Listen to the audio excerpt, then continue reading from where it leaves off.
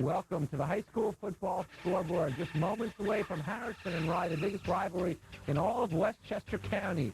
And that game is coming up right here on TCI Westchester 10 Sports. First, though, let's go to the scoreboard, starting with Conference 1. First of all, last regular season games in Conference 1. Ketchum defeats John Jay. This is a Friday night game by a score of 11-9. Weird score. 11-9. Ketchum wins it. Other action in Conference 1, Carmel, Mahopac. This is a Saturday night game. Mahopac, they know they're going to a bowl, and they'd like to beat rival Carmel on the way there. Other action in Conference 1, up in Rockland County, Spring Valley over Ramapo by 8, 20-12. North Rockland continued to roll. Haven't lost in 2 years, 41-13, easily over Suffern. Arlington, Lakeland, two teams with a shot at a bowl. Arlington shuts out Lakeland Panis 14-0. The Battle of the Clarkstowns, won by North, 25-6. Great year for the Rams as they beat the Vikings 25-6. A little closer to home, New Rochelle and Scarsdale, and the Huguenots shut out the Raiders 22-0. Coach Louis Lorenzo's team really playing good ball toward the end of the year. 22-0 win over Scarsdale. Two other local teams, Roosevelt over Mamaroneck, 22-7. This game was tied at 0 at the half. Didn't last for long. We have highlights of this one. Let's go to Roosevelt and Yonkers for the Tigers against the Indians. Tony DiMatteo needs a big win here. His team's still alive for a bowl berth, and he depends on Franklin McBride. McBride, excellent punt return here, setting up his Roosevelt Indians. McBride, also excellent ball carrier, did a good job today against Mamaroneck as he hurt them. And, yep, it is steaming as the Indians steam the Tigers, and they win it by a score of 22-7, basically knocking Mamaroneck out of a bowl game. All bowls will be decided on Sunday, and that for the final week of the season by the bowl committee. White Plains took on Mount Vernon, and White Plains had no trouble defeating the Knights 45-6. White Plains completes a perfect regular season undefeated.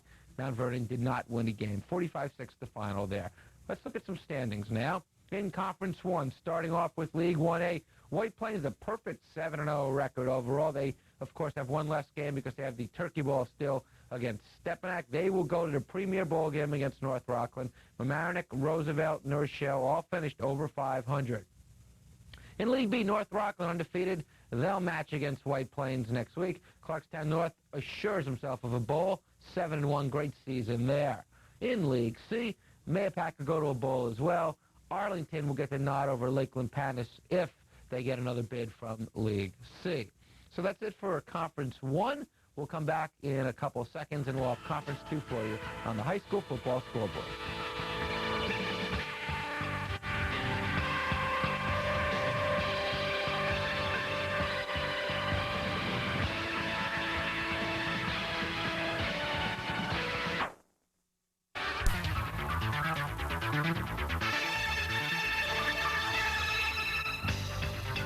Welcome back to the high school football scoreboard. Time to take a look at Conference 2. And we'll start with Poughkeepsie and Lords. Poughkeepsie in an interconference game shuts out Lords 13-0. Saunders wins over Beacon on a forfeit. Peekskill playing Hanhud, and they're a shutout as well. Peekskill 18, Hanhud 0. Another shutout, Horace Greeley over Fox Lane 33-0. Here's a good game played on Friday night. Nyack nips Albertus Magnus 7-6. Couple of Rockland teams. Another forfeit, Portchester over John Jay. John Jay's team was disciplined for something happening during the week. Portchester wins that one on a forfeit. Here, a mild upset. Tappan Zee, a touchdown better than Ossining. Yorktown, Brewster, rematch of a game played earlier on in the season. Yorktown defeats Brewster 27-19. They will go to the Premier Bowl game in Class B, and they will take on Gordon, because Gordon defeated Lincoln by a score of 40-28. 68 points, a shootout. Every possession but just 2 or 3 in the entire game resulted in a touchdown. We have highlights. Let's go to Yonkers, to Gordon, where it was 28-16 at the half. Dom DiMatteo and his Gordon team, and what a runner he has. Paul Hudson, not 1, not 2, not 3, 4 TDs in the first half alone. 125 yards in the first half. They're a touchdown for Gordon as well. They open up a 34-16 lead. Lincoln, though, has excellent quarterback Nealon Green. Little dump pass to Everett. and he will go, and that sets up the touchdown 34-22. But Hudson continued his great running, 211 total yards for the Gorton fullback on the day, and this would set up this touchdown. Gorton goes up 40-22. Never over, though, when you're playing Lincoln. They are very explosive, as they prove here. They will go for a score. Nealon Green, another touchdown pass. This cuts it to 40-28. Really nice play overall here. Nice catch, nice run, nice pass.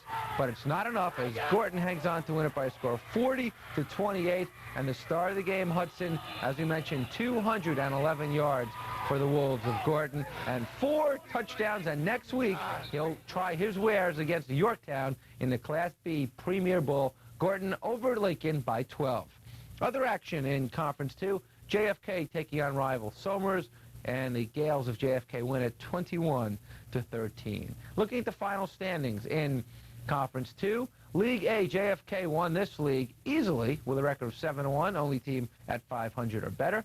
In League B, Yorktown with a record of 7-1, one better than Brewster. Both will go to a bowl game, but Yorktown will go to a premier game. In League C, Gordon obviously going to the game and has a good lead because no team finished with a losing record in League C. And in League D, Lincoln, they just lost to Gordon, but they still win it with a record of 6-2 overall, one better than Ossining. So that's it for Conference 2. One more conference left, Conference 3. We'll get to it right after this.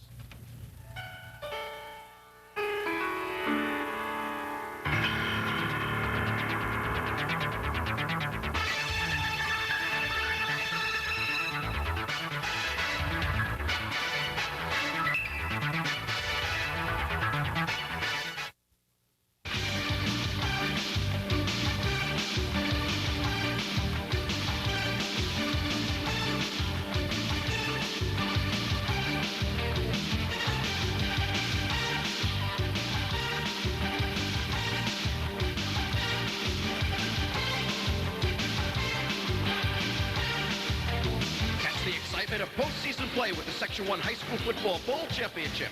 From the leader in high school sports, TCI Westchester 10.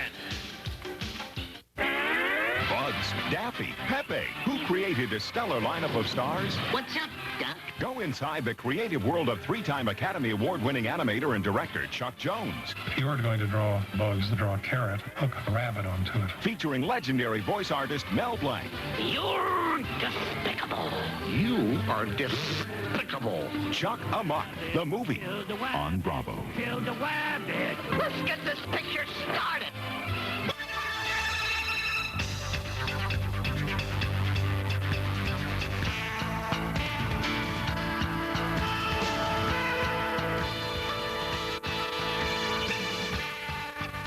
In Conference 3, let's go right to the games up north.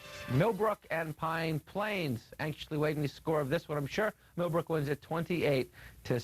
Pauling and Dover. Pauling shuts out Dover 30-0, keeping their bowl hopes alive, at least until we see another score in a couple minutes. Spackenkill and Gould. Spackenkill wins it. Gould winless again this season. 8 points, but not enough. Spackenkill wins it 20-12. Westlake started out on fire, hit a cold streak. They wrap it up with a win over Nanuet this week, 13-7. Pearl River, you don't want to play them in a bowl if you're anybody. They shut out a good Woodlands team, 40-0. Valhalla and Rhinebeck played. Valhalla Hamilton 16, Rhinebeck 6. Byram Hills wins their first game of the year, 16-6 over Sleepy Hollow. Eastchester and Ardsley, the Eagles coming on, playing a lot better as of late, as they're a touchdown better than the Panthers.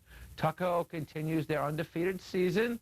They win by forfeit. Croton, because of too many injuries, unable to field the team. The Tigers win it by forfeit.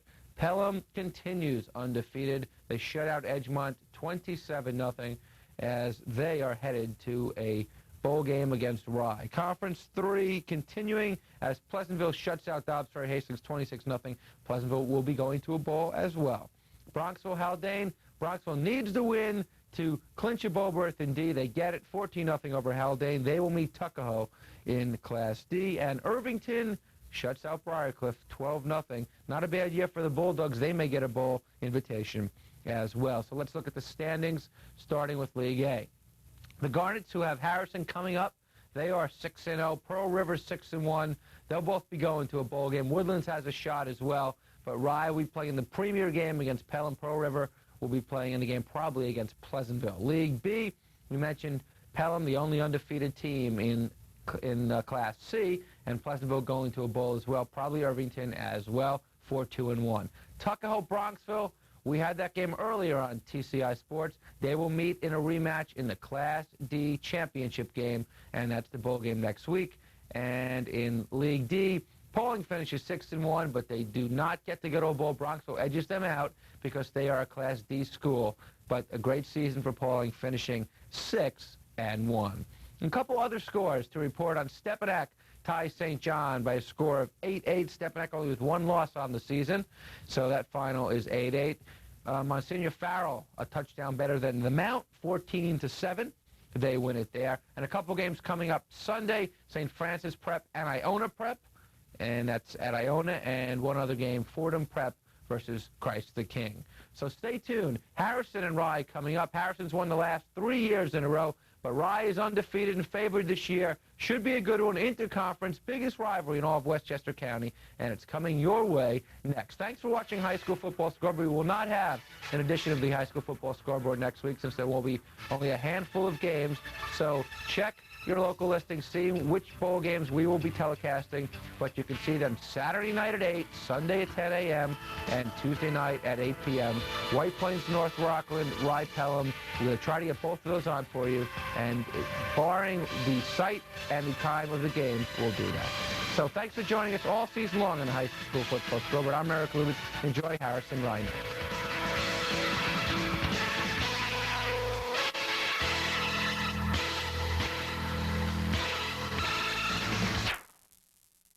Sports exclusive.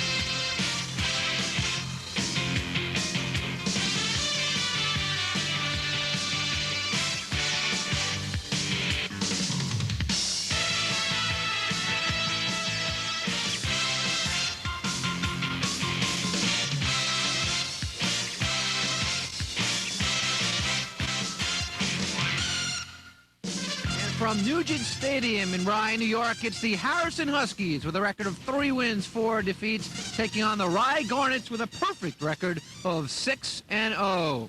Halloween weekend, there's nowhere we'd rather be than right here in Rye. The annual clash between Rye and Harrison, the biggest event in Westchester County sports of the year. But Ray Karowski, more than that, today's football game, a great game, one of the better football games of the season. It's one of the greatest happenings, and forget about the record coming into this game. It doesn't count at all. The guys come in, they play with a lot of emotion, and even though Rye is undefeated and Harrison has only won 3 games, that doesn't mean anything. Don't forget that Harrison, the last 3 games in this big classic, they have won, and they're looking to win another one this afternoon. Well, by now you can probably tell we have an umbrella behind us because it's raining and fairly hard. How's that going to affect the game? I really think it's going to affect the game. Both teams want to control the ball. When you control the ball, you're talking about running the ball and passing the ball, whether it's a little dump-off pass or pop pass.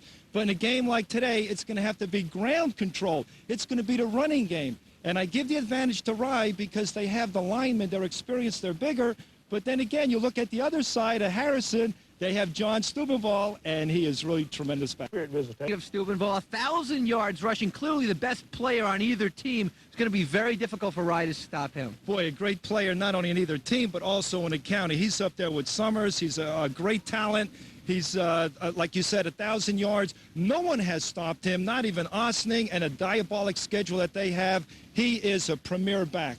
Rye's got 3 very good runners, but they run behind a very good line, a very big line led by Brad Soma, a very determined athlete. Well, he's a 3-year starter, and I was talking to Tom Maloney before the game, and just before these guys came out, and he said that he is, in the last 12 years, one of the best 2-time players that they have at Rye. And he was all-league last year, honorable mention all-section. He's the go-to guy. They need that yard or two, they're going to run behind him. You know, it's not only a big rivalry for all the players, it's a rivalry for the fans, for the parents involved, and certainly for the coaches. And we had a chance to talk to both coaches, starting with Artie Troilo Jr. in our coaches' notes.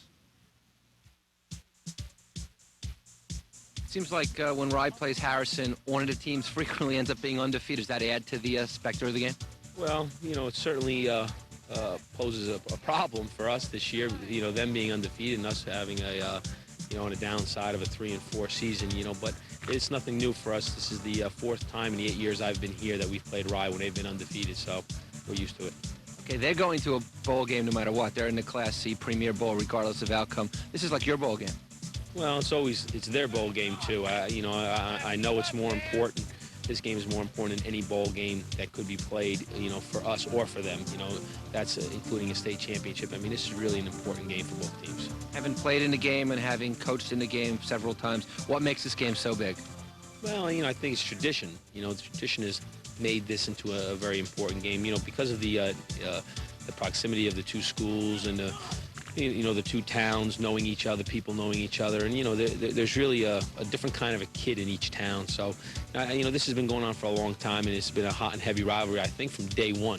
So, Harrison would love nothing more than to beat you as they always would in the Harrison-Rye game, but also to spoil a perfect season. Oh yeah, I'm sure that this is their game for the season for them. They've played hard all year, really. Played some. I don't think they've been out of every game, so I'm sure that they're going to come and try to break away our undefeated season. But, you know, that happens all the time. Sometimes we've done it to them, and they've done it to us. Let's hope it's not going to happen this year. They have a great running back in John Steubenvall. Certainly on Conference 2 Class B teams that he's played, he's ran over. It's going to be tough to stop him. No, he's probably one of the premier backs, if not the premier back in Section 1.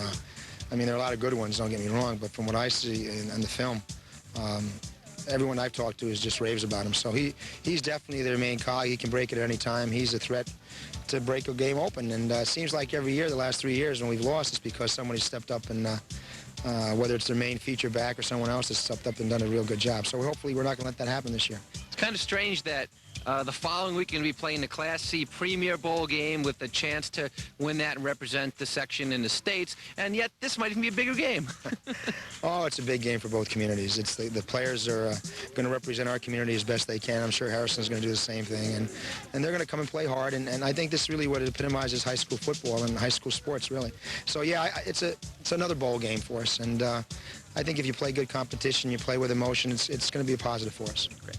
Certainly a big game for both coaches as well as the players. And speaking of coaches, our coach has all the keys to victory. Well, the rain may ruin these keys, but for Harrison, they must have speed on both sides of the ball. Rye is much bigger and more experienced. Harrison has to get to the right linemen before they can generate their power. In other words, get the jump at the snap of the ball. Secondly, they have to play a perfect game. This may be one of Rye's all-time great teams. Harrison can't afford to make any physical or mental mistakes. No turnovers, and above all, make Rye earn everything they get. And somehow keep the pressure of John Steubenvall. Rye's going to be gunning for Steubenvall. Troilo's going to have to come up with another weapon, whether it be another back stepping forward or the passing game. If Rye concentrates solely on Steubenvall because Harrison can't produce another weapon, Rye's going to be in dire straits. All right, and for Rye? For Rye, a definite limit John Steubenvall. He's one of the premier backs in Section 1. Harrison has a diabolic schedule, and no one has stopped him yet. He's the Pony Express man. He always delivers the leather to the end zone. Force Harrison to throw the ball. Harrison has an awesome running attack. Get them out of sync by forcing them to pass more than they want to. And thirdly, win the line of scrimmage. The offensive line has to win the war up front. They can't be sporadic. On every play, the line has to maintain consistency. Because of all the emotion, the key to winning this game may be which team uses their heads. And Ray, on Halloween, how fitting, we're using our heads. Don King over there. Oh, Peter Arciello, I thought your neck blew a bubble there. I can't believe this. It's a hair-raising experience. All right, coming up, the Halloween kickoff, Ryan Harrison, right after this.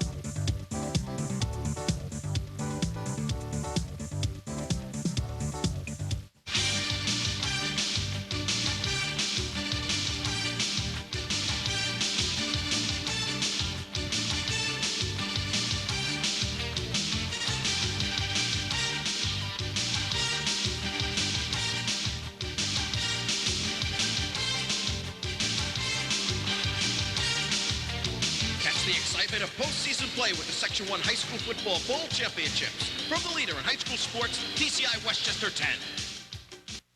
Customer service is the most important part of our business. Our customer service representatives are on the front line and act as a liaison between our company and the public.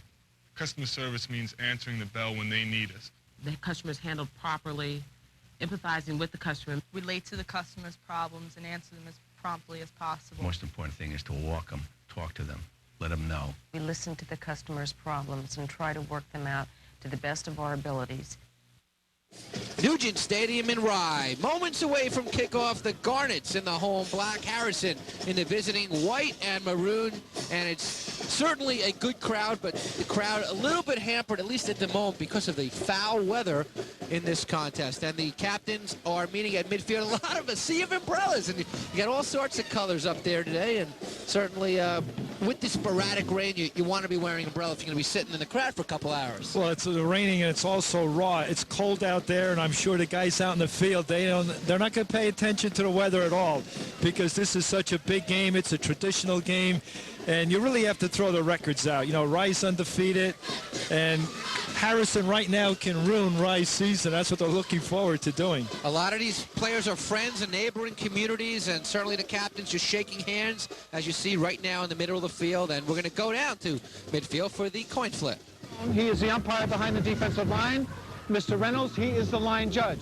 Gentlemen, the official time will be kept up in the booth. The scoreboard is official. The only person who will adjust the time is me, okay? So the time is official for your benefit. Now, Harrison, Rye, I asked you to play good, hard, clean football. You give us your best out here, we will give you our best. Harrison, please call it. I will catch it and flip it. Tails. Tails? It is a tail. You have won the toss, Harrison. I'd like to defer. You'd like to defer. Harrison has won the toss. Defers. Rye, it's your choice for the ball. You'll take the ball. Which goal would you like to defer? Back towards those goals, gentlemen. Harrison defers. Rye will receive. Let's exchange hands and have a good ball game.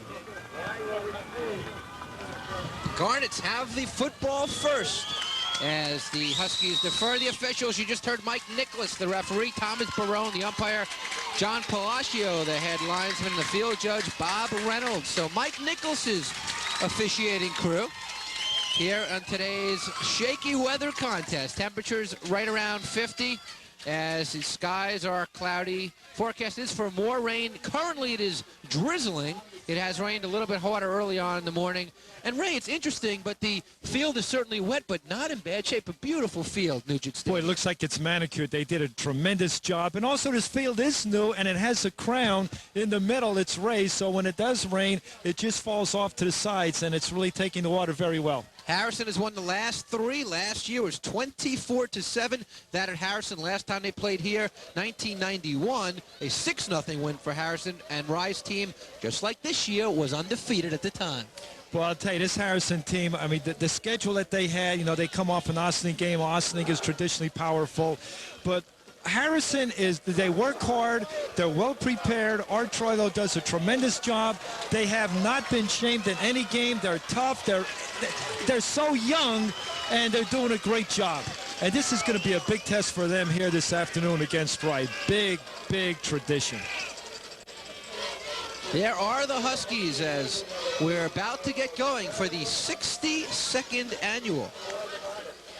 Harrison leads the series 32-26-3. And as we mentioned, including 3 in a row. Last time Rye won 1989, they won 22-0. And that was the second to last game played here. In fact, Rye has won 4 of the last 5 played at Rye. Garnet's perfect season on the line against arch rival Harrison, and we're going to get going, and there are the receivers for the Garnets. Back there is Blair Moynihan, number 20 in the foreground, and also Mark Bassett, 30, behind him. Here we go. Football at Nugent Stadium. Rye and Harrison, and it is underway. The cannon sounds with the kick. Bassett receives it at his 15. Bursts up the middle past the 35 where he's tackled by Rich Pepperone, number 12 for Harrison. And the Garnets have excellent field position to start off. Ramsey Gordon's their quarterback. He's thrown a lot, 33 for 70, almost 50%, 4 TDs, 4 interceptions. And he's thrown for 468 yards. He's a senior, first year starting. He's an honor student, member of the National Honor Society. So, you know, he can really run this offense pretty well out there. And he's been doing it all season long, improving it with that undefeated record. From the 37, 1st and 10 for Gordon and the Garnets. First back through is a fumble. Fazzolari, I believe, fumbled it, and the Huskies have it. And I was just going to ask you about the wet ball being a problem. It took one play, and Harrison has the ball. It may have been number 45 falling on top of it. Mark Chermelli, a 6'1 junior, and let's see it again. Boy, you can see it right here. There's the ball. He does have, oh, he's there right there. His own man, number 72, he ran into. He didn't have good possession of the ball, and alertly, Harrison jumps on it. Great play for them. They have excellent position, not good position, because they're in Rice territory. He ran into Connor Byrne, and how about that? All the emotion, the meetings the whole week, the practices, the film clips, everything, and suddenly the first play jitters. Huskies football. Tremelli with the big play from the Rye 38. Craig Persiani is the quarterback. Opening minute, and already a turnover here at Nugent Stadium. First play, it's Steubenville. And he just gets a few. He's tackled by Bassett after a gain of 2. There's the quarterback, Craig Persiani.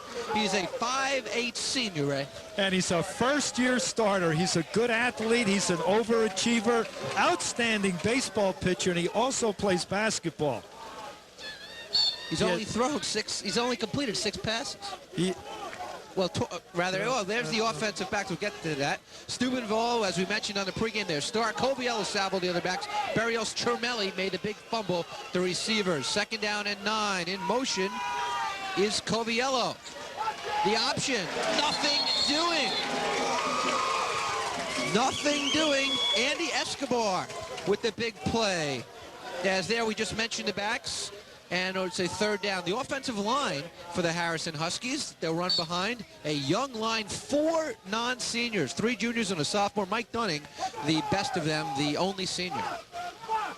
And not only are they young, but they're very light. They don't have any weight or beef. You have the left guard, Mike Mealy, is only 170 pounds, and right guard, McBride, is only 170 pounds. 3rd and 9 as Persiani had no gain on that play.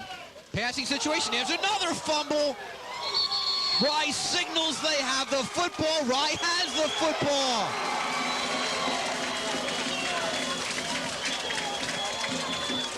And number 72, Connor Byrne, who Ray earlier had a bump with his fullbacks, Fazzolari, and he comes back and he gets it back. Let's see it.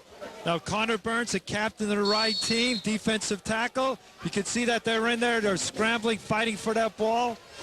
Connor Byrne comes up with it. Last year, Connor Byrne was a tackle, moved from that position to center, and he is a leader, like a quiet leader. He leads by example. A crazy start. 2 minutes in, Rye has it at the identical spot, the 37, where they started from. And on 1st down, just a few, and I believe that was Fazzolari, as they go right back to him. There's the offense. They have 3 great backs. Fazzolari, who just picked up a couple there. Blair Moynihan, and actually Jason Tremblay, who doesn't start. Bassett, a very versatile runner and receiver. Robinson and Mello, the receivers. And there's the offensive line. They're big, they're experienced. Farrington and Soma, 245 plus. Second down, 8 to go, 9:07 to go in the first quarter. We're scoreless here in a fumble fest early, and there's Tremblay for the first time, but he's stacked up by number 43 on the defensive line, Jeff Coviello, after a gain of 4. That's the first we've seen of Tremblay. And our first chance to look at the Harrison defense. The front 5 led by Mike Dunning, but they're good. Steubenvall, a very undersized defensive end, but certainly a good one. And then the rest of it, Coviello just made that tackle. McBain, and they're young in the secondary as well, as they got the quarterback there, Persiani. It's 3rd down and 5. Now there's 8:27 to go in a scoreless first quarter.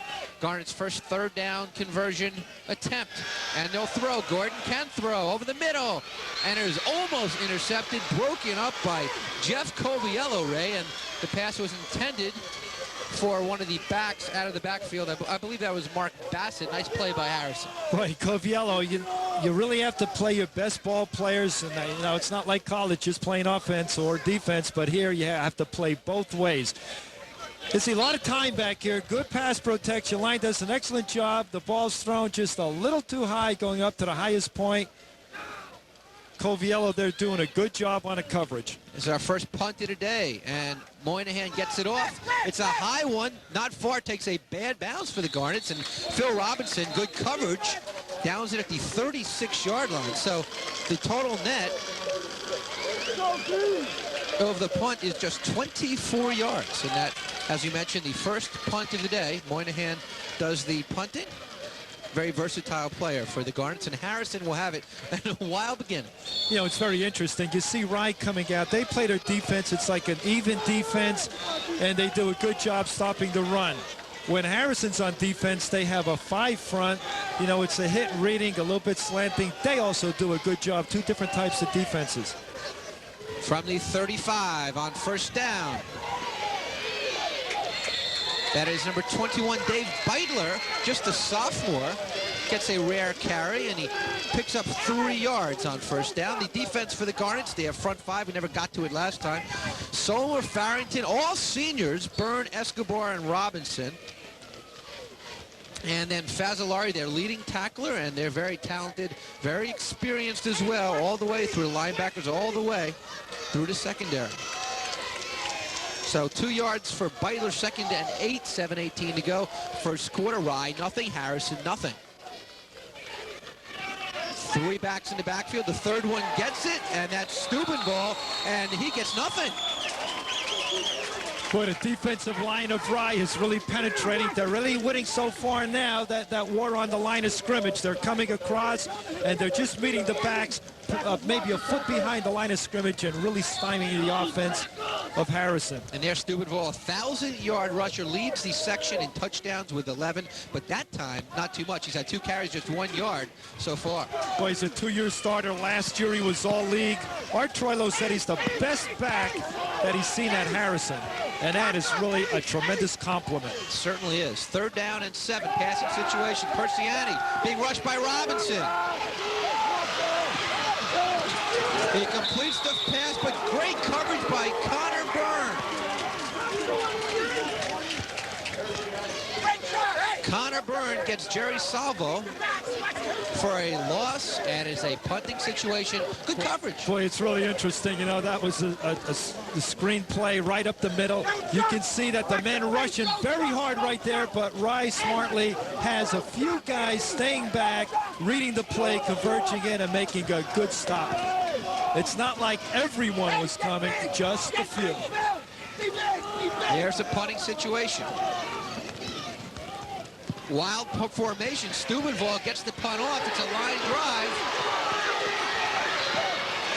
And what a hit by Steubenvall, who was also the punter, one of the hardest hitters on the team, as Randy Bach made a nice return, but ran into a fired-up Steubenvall. No, that was a solid wall. There was no doubt about that. He ran into a wall. You can see, you know, he was coming on with a burst of speed, but at the other end, Harrison, you know, they were coming to burst of speed to meet him.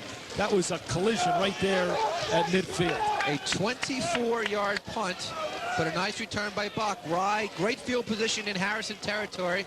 They're 49. On first down, Moynihan following a blocker, but it continues to be all defense, as that time it was Alan Bastable, rather Jerry Salvo, and also Mark Tremelli. Now, Blair Moynihan's a 2-year starter coming into this game. He has 75 carries for 388 yards and 5 touchdowns. Blair Moynihan was their leading rusher last season as well. Not a big guy, 5'9", 150. Had a big game on TCI Sports last year against Edgemont. There's a trick play. Gordon. Mello. First down. More. Out of bounds inside the 30. Finally knocked out by Jerry Salvo, and there's always something up the sleeves of Dino Gar and Artie Troilo Jr. when these two meet. Well, you really have to come up with something in a game like this, because you can't stay with your traditional plays. You can see there's almost like it's going to be a sweep to the right, hands back, quarterback man wide open right there in the flat, going in, trying to go in for the score. Now driven out of bounds and taken down. First down of the contest. 21-yard play from Gordon to Mello. On first down, Moynihan barely hung on to it. And behind, good block by Mello, gets good yardage. So Moynihan gets 4. Ray, you know, they really don't go to one back. Each game is very spread out, and you might have a different star in the backfield at any particular time. Well, you have, 3 good backs, Moynihan, Fazzolari, and Tremblay. They're great. They carry the ball, as many carries. It's evened out. But Blair Moynihan is a slashing type of a runner. He's the quickest one, gets off the mark quickly. All he has to do is find a little crease and opening, and he'll be gone. He'll pick up the big yardage. We'll take a look at Dino Gar. Rye on the verge, and Gordon takes it himself. Looked like a quick snap, but he called it quickly on an early count. He gets a couple.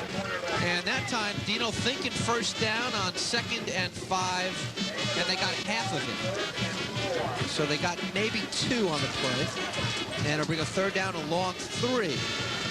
That was the first time Gordon has carried. He's got a good arm, Ramsey Gordon, and certainly filled big shoes. Steve Miller was their quarterback last season. Excellent QB. Ramsey has to have a good arm. He's an outfielder on a baseball team, and when you get back there deep and you have to return that ball, boom. 3rd and 3 from the 21. Fazzolari behind the right side of the line. And it's going to be close to the first down marker. We'll have to see. I believe he's going to be about 1 yard short.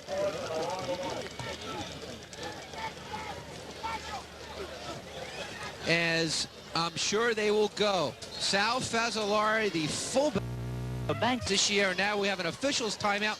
Actually, I don't believe they're going to have a measurement. It's clearly short. It's 4th down and 1.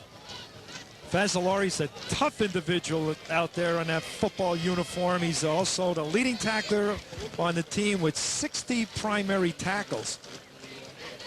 Excellent blocker, one of the captains for Rye. 59 carries, 359 yards, and 2 touchdowns coming into this game. Now they will actually measure. The ball is on the 18. It looked to be short originally. The rain is just coming down a little bit. Not too bad at the moment, as they are in fact short. Almost a full yard short. So with a 4th and 1, Ray, no question here, you got to go, right? Well, right now, this is the important thing right here. You have right guard Brad Soma. He's the captain, a 3-year starter. He's all league. He's all honorable mention, all section. And then you have Farrington, the right tackle. He's 275, Farrington. Soma's 245. They have 1 yard to go, and I would say they're going to run that ball right behind Soma, and Farrington go to the right side to pick up the first down. Well, that's what they've been doing on this drive, which they've been very effective with. As you mentioned, a senior line, all 5 seniors, and Rye, the deepest penetration in the contest, 17, 18-yard line. They need 1. Let's see if they go right behind number 62 there, the right guard. Tremblay's now in the backfield. Fazzolari, no. There's Tremblay. Stupid go wide on a tackle. What a play stop the Garnets in open territory was Jason Tremblay, and Steubenville with the game's first huge defensive stop. And I really thought that they were going to go behind Soma, but now they go to the outside. Number 30 for Harrison. Steubenville comes up, makes a great play. Tremendous back. Art Troilo's in quote, best back I've seen at Harrison, end of quote. And I'm telling you, I coached at East Chest. We were undefeated, and Harrison beat us, and Art Troilo scored 2 touchdowns. He was the best back I've seen at Harrison, and I'm telling you, this Steubenville, he's another great one. We mentioned 1,000 yards coming into the game. The thing is, defensive teams have to key on it because he doesn't have great players with him. And not only that, Eric, but the thing is, the Harrison line is not that big. They're not that experienced. You know, a lot of underclassmen on Harrison line, so Steubenville's doing a lot on his own, and he's very talented on defense also, and the diabolic schedule that they have, and what he has done. Is he a Division I prospect? I mean, like going to Michigan, Penn State, anything like that? You know, how many are Division I? But he'll be a great back like a Division I AA. Dino Gore certainly thinks so. He's aware of where he is every time on the field. He's actually yelling to Sal Fazzolari right now because he wants Sal to follow him and to mirror him on the field. Exactly. They're going to have to, you know, they have to gun for Steubenville. Dino Gore, this is his 12th year. His career record as a head coach is 113 wins, 46 losses, and 3 ties. Dino Gore's been in 8 bowl games. His record is 7-1. The only bowl game he lost was to Nyack in '91. He was the coach of the year in '87. Art Troilo was coach of the year. Art Troilo coach of the year '87. Dino Gore was coach of the year in '88. They had a 5-yard penalty. Steubenville got that back. And a couple more. He picked up 5, maybe 6. Third carry for Steubenville. That's the best we've seen him. He ran behind the left side of the line. Mancuso and Mealy. The tackle, by the way, was made by Tremblay. Steubenville also plays baseball. He does a great job in the classroom. He has an 88 average. What's the counter? Counter, read the feedback. Read the feedback, counter. Read the feedback. 1:58 to go, first quarter from Nugent Stadium in Rye. The Huskies 0, the Garnets 0. Coviello, and he gets nothing. No gain on a big 2nd and 10 play, and it'll bring up a 3rd down play. Now, Coviello at fullback is an outstanding blocker, 2-year starter. He's an honor student, plays baseball. Coviello missed a 2nd and 3rd game this season due to a knee injury. Coming into this game, he has 33 carries for 159 yards and 1 touchdown. On 3rd down play, a quick kick. Fools everybody. Steubenville gets it off, and it takes a Harrison bounce. Salvo will watch it roll dead at the 40, and it'll turn out to be a 40-yard kick. No return. Ray, what about that? But that's a great call by Art Troilo. You know, the quick kick, it was unexpected, and he really does a great job punting that ball. Steubenville coming in at an average of 33 yards per punt. Boy, and these teams, when they've played, it's been a streak. 7 years from 75 to 82. The Huskies won, then the Garnets won 4, then that big snow game in 87. But after that, Rye won 2, Harrison won 3. Unusual, but very streaky. Not too many ties. Final minute, first quarter. It's been very exciting, but very scoreless.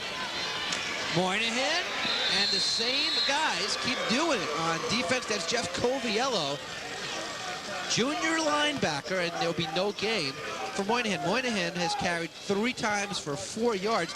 Ray, there's been no play in the game more than 5 yards from the ground. Only that one big pass play. Well, the defense is doing a tremendous job. They're penetrating. Linebackers they're shedding their blockers. They're not getting blocked. Coviello has 59 tackles coming into this game, and he's a tough individual. They're a tough man to block. 2nd and 10. This may be the final play of the first quarter. Fazzolari. Coviello in on that one again from his linebacker position. Just came up. Boy, he knew the back was getting it. He's not waiting. He goes and meets him. Maybe one. for Fazzolari, and now that is the end of the first quarter. It's been some great defense, a couple of turnovers, and no points here through one quarter, and it is 0-0, the Huskies and the Garnets. And Ray, the one thing that leaps out at me is the defense. Exactly. You know, they're playing great. They're trying to win that war in the line of scrimmage, but the linebackers for Harrison, you know, they're back there. As soon as they get the ball, they read it, boom, they come right up and make the tackle immediately. Really coming up quickly. Linebacker play, excellent for Harrison.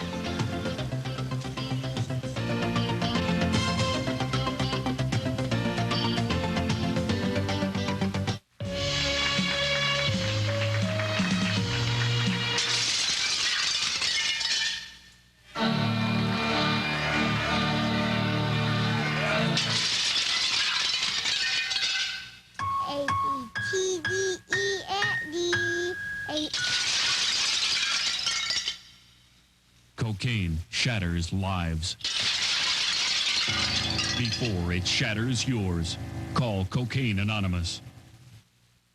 A business is only as good as the sum of its parts, and all the parts have to work together to make it work well. Working together to help better our customer service program also means helping our employees feel like they're part of a team. One person cannot handle that problem. By working together as a team, it will be able to resolve it much easier and more quickly. Employee relations actually do make a difference in how we serve our customers. If you have the common ground of togetherness, then you have a common ground towards the customer.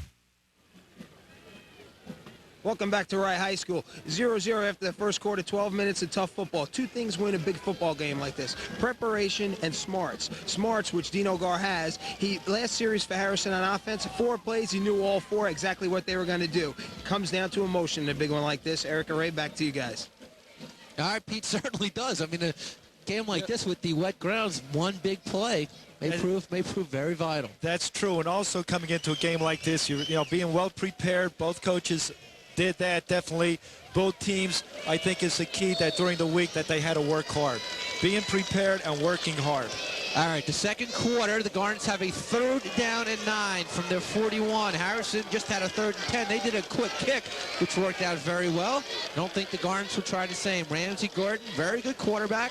He fumbles it, and he falls on it, and they keep it. So the wet football, certainly a factor here today. Fortunately, the Garnets didn't lose that one. Well, Ramsey Gordon right there, when he went to pick the ball up, he was on a knee, so that means you're automatically down. He could not advance the ball, which he was trying to do.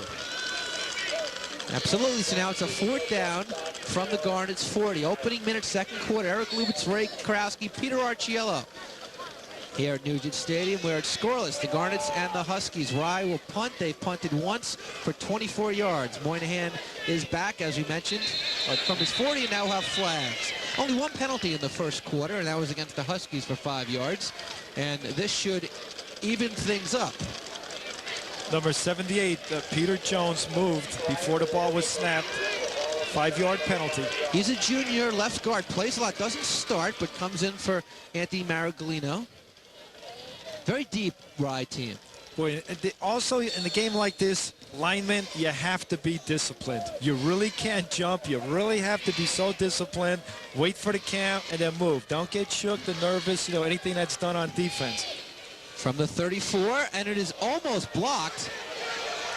A high punt, and it takes a little bit of a Rye roll. And it is down by a bunch of black shirts at the 42. No, down on that coverage very quickly for Rye was Philip Robinson. He's a senior, 6'5", 175 pounds. This is the first year he's out for football, and he's starting. He's the captain of the basketball team. And Ray, the Huskies that you mentioned lost some barn burners. Look at 5 points to Lincoln. They're going to be in a ball game. 1 point to Fox Lane, and 14-8 all in the fourth quarter. They led 8-0 against Austin. Now look at that. Look at their schedule. They have not been embarrassed. I mean, they're young. They have sophomores, juniors, and they're doing a tremendous job this season at Harrison. 2 of their 3 wins, shutouts. 1st down and 10 for the Huskies. And in and out of the hands of attempted receiver number 43, Jeff Coviello. And back there covering with Sal Fazzolari for the Garnets. Tough to catch the ball and to get the footing as well on passing Exactly. downs. In weather like this, not only that, the center has to handle the wet ball, then the quarterback. Now when he throws the ball, the receiver his hands are wet. It's also going to be hard, to round the corner, to get to the outside perimeter, because you really can't turn it up. You're going to just slip right out. The side it's too soft out there now. Pitch back, Steubenvall. Best run he's had all day. The Husky fans cheering. He'll be close to a first down. Now he's actually stepped out of bounds a little bit, so it'll be a 3rd down and 5. Harrison 3-4 overall in the league. They were 2-2. They beat the bottom two, Port Chester and Magnus, as 2 close losses to Lincoln Ussing. Not that far from being a perfect 4-0 in League 2D. Boy, and for the job that they're doing, and they're so young and inexperienced, Steubenvall's great. There's no doubt about in the backfield. What he needs a line, big guys, 220, 30 pounds, which Harrison does not have, and they're doing an excellent job. He picked up 5, maybe 6, 3rd down, and here's a sack. Brad Soma, 6 foot, 245-pound senior. He's a good one, and he made a big play. He's also one of the captains, all-league last year, honorable mention, all-section. Look at this man come through. Soma's there, look, just like a bear, mauls him down. Great job by Soma. And boy, you do something like this, it really gives the defense a little pickup. They have that little bit more impetus. 3rd punt, Harrison averaging 32 a punt. Steubenvall's 40, though, was on the quick kick, and he fumbles the punt, and he somehow gets off a good kick. Line drive kick, which Bassett takes outside the 30 and return to the 40, and there's been some disasters and some near disasters because of the wet field. Steubenvall somehow inches away from getting that blocked, saved the day. Boy, how he got that kickoff, it's unbelievable. I mean, the right guys, the defenders were coming right at him, and he kicked that ball right between about 3 defenders. I'm not kidding. These are stats through 1 quarter. Only 1 first down, only 24 total yards rushing, 1 pass completion, and a couple of turnovers. Great defense, and again, the wetness a factor. That was a 30-yard punt, 9-yard return, first down, Garnets. Moynihan, right side, Steubenvall hits him, but not before 6 big ones. Also in on the tackle for the Huskies was number 43, once again, Coviello. Now, Moynihan's running right behind the right side. That's Soma, Edgar Farrington at tackle. And Chris Mello, he's also one of the captains for Rye at the tight end position. 8:22 to go, first half from Nugent Stadium, 0-0. Ryan Harrison and Gordon just trying to eke out some yards to get it close to the first down, and he will be about 2 yards short. So Gordon's 3rd time he's carried it, has a total of just 4 yards, and it'll be 3rd and a short 2. A thing in a game like this, you have Ryder running the ball pretty well. They're going to have to watch Chris Mello carefully because he's 6'1", 175. He's the one that caught that 5-yard touchdown pass against Pearl River in the last 18 seconds to win the game for Rye. Moynihan first down into the secondary. Salvo first to hit him, Jerry Salvo, but Moynihan has a first down, Garnets in Husky territory. And again, running to the right side. Boy, that's the bread and butter side for Rye. You can see the blocking by Soma, Farrington, and Mello. Good running, good strong running. Moynihan's that slashing type of a runner. He's very quick, a scat back, but you can see right there he's showing some power. Yes, he is. The 2nd first down for the Garnets, 8 yards on the play for Moynihan. From the 44 of Harrison, he gets it again. And this time he runs in to some white shirts. It just seems that Rye is going, they're going to the well just too many times to that right side. They're going to have to go maybe a counter, something like that, going to the left side. The Garnets have had only 1 tough game, that against Pearl River. They shut out a good Woodlands team, no problem with Byram Hill, Sleepy Hollow, Nanuet, and Westlake. They won tough one. They had September 26, Pearl River. They were tied 7-7, final seconds, touchdown pass from Gordon to Mello, and that's why they're undefeated and heading to a Class C Premier Bowl game a week from today. And Chris Mello was the Connet Award winner that week. Gordon, I don't know if that was a planned play. He ran into Tremblay. It looked like a But that an was accident, but they got 9 yards But out that of was a good move by Gordon. He did go to the left side. That's what he had to do, mix it up a little bit. They were going to the right side too many times.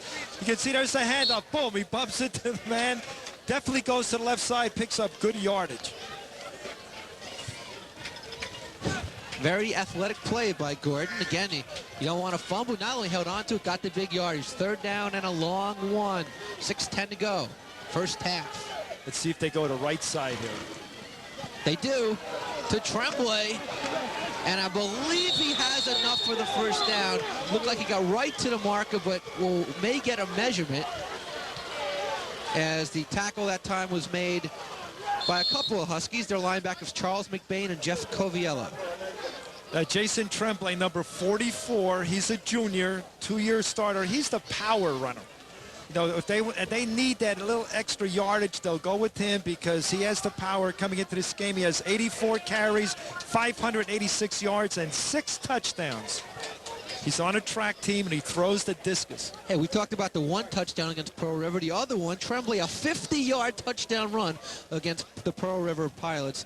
And Fazzolari and Moynihan may start, but Tremblay, like you said, leads the team in rushing and in touchdowns. And did they make it? Just by maybe an inch, a game of inches. So the Garnets are moving. Once again, they were inside the 20 earlier in the half. Now, the thing you have to look at, the offensive line of Wright. They're so big and strong. I think they're going to wear down the defensive line of Harrison because they're that small and they're not that strong. And their line might have been a factor in their win over Pearl River. They are the League 3A champions, the Garnets. Pearl River certainly will go to a bowl game. Woodlands has a good shot at a bowl game.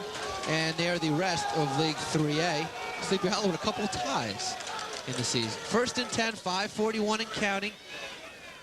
Rice controlled much of the first half, but no one on the board. Fazzolari gets a couple. He's hit from behind by number 44, and that is Justin Galoth.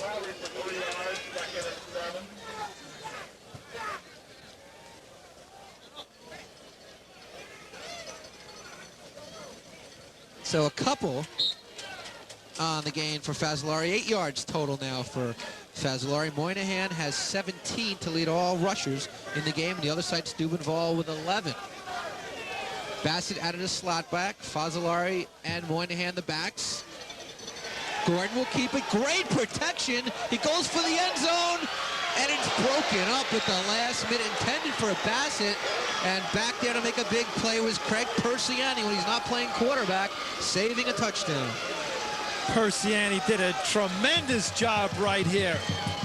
This is the way you have to play that defensive back position. Look at all the time that Gordon has. Great blocking by the offensive line of Rye. There's the ball in the air going up, and you're going to see a great defensive play. Really looking at the ball and going up at the highest point to knock it down. Persiani, tremendous defensive play. Intended for Bassett. The deep threat has 3 touchdowns in his 14 receptions coming in. 3rd down play again and long. Another pass play. This time not great protection over the middle. Complete. It's Bassett again. Salvo and Persiani make the tackle, but it'll be enough for a first down. 13 yards on the completion to Bassett, and Mark Bassett, very underrated member of the Garnets. You can see right here that Gordon's almost trapped. The defense is coming in. Harrison right there. He's almost caught. He avoids the tackle right there. Sees Bassett in the middle, wide open, good reception, and also at the same time, good coverage by Harrison. They were right in on there to make the tackle immediately. 15th catch of the year for Bassett. Moynihan on first down. Good second effort. As he'll save a few, and now this is the deepest Garnet penetration to the 16. In on the tackle was number 2, Farzad Starmast, Jr.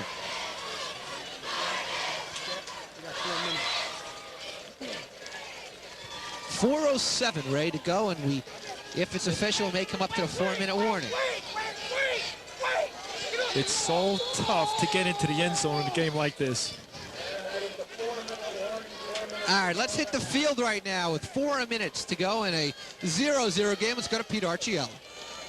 Thanks, guys. You know, we've been real lucky this year. We've had some great coaching matchups. Tony DiMatteo, Joe Casarella, Dick Palladino, Louis Lorenzo, Mark Santadonato. But today's could be the most interesting. Dino Gar on the Rye side and Artie Troilo Jr. on the Harrison side. They're two completely opposite people. Dino Gar, very boisterous. He's like the prison guard. Artie Troilo, very quiet. He's like the principal, the athletic director, the man who always knows where he is and what he's doing. A great example of this, Dino Gar in this drive, Brad Soma makes a great block, which you call in football terms a pancake block, puts his man on his behind, gets up from the play happy after making a great block, and Dino Gar tells him, no, that's not good enough. 44 made the play, and that's not even his man. These guys are two real great characters, and it's really an illustration of their teams. Back up to you guys. All right, Peter Ray, how about that? They do a great job coaching. I mean, they work hard, and the important thing is that they really prepare their team so well, it's unbelievable. I don't know how they could really teach during the week. On second down, a fullback, Fazzolari, just following the blockers. That time followed the center, Connor Byrne,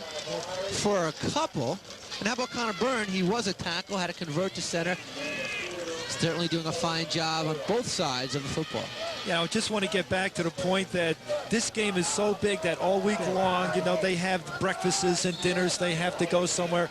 And, you know, being at your job and teaching, the game has to be on your mind, and it's so difficult.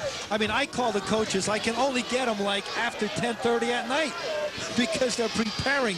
They're doing such a good job, and the kids have to be grateful for that fact. 14-yard line, third down, another trick play. Gordon gets it off, broken up again by Persiani. Craig Persiani, the crowd wants a flag, but it looked clean to me. And the Garnets have been fooling the Huskies, but they've been saved, Harrison has, in the secondary by some gutsy defensive backs. Boy, you're coming up with a big play. Look at Persiani right here. I mean, you can't, it doesn't get any better than this, and you can't ask for any more than this. Persiani coming up because the receiver was open. Persiani just reacts to the ball. It's a free ball. That's a fumble. Go get it. Right there. Boom. He puts his hand in front. He was diving to deflect that ball. Comes up with his second great play. The intended receiver was Chris Mello. So it's a fourth down. Harrison has called a timeout. That's there first. Don't forget, next week, right here on TCI Sports, we'll have bowl games for you. Right now, they have not yet been selected, but we hopefully will have the Class A Premier Bowl, White Plains, North Rockland, and also hopefully the Class C bowl game, which will include Rye at least. We know that. No, this game is being played so well defensively. It's very difficult to get into the end zone. Very difficult to get in the end zone. I think right now, you know, you need the field goal kicker.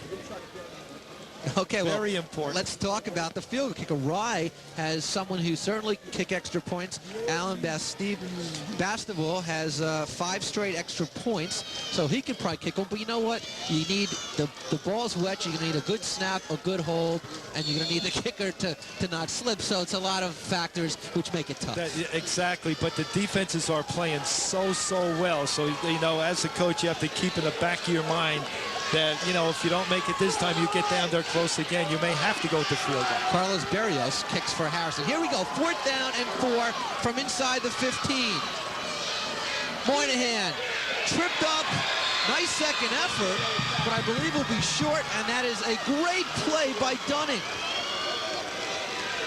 And he is short. Mike Dunning hit him at the line of scrimmage. Somehow Moynihan got 3 yards on his own, but it'll be 1 short. And what a game Mike Dunning is playing. He's the captain of the team, senior 6 foot 210. He's the anchor. You see, great play by Mike, number 77 for Harrison. And don't forget, he dislocated his shoulder during the season, and he is in pain, and he's playing in pain. He's going with that pain, doing a tremendous job. Tough individual. Also plays lacrosse. Also playing offense and defense, and certainly giving away size, as are all the Huskies. Fazzolari, among other Garnets with the play. Rye is dominating this football game, and now they'll call a timeout, yet it is scoreless.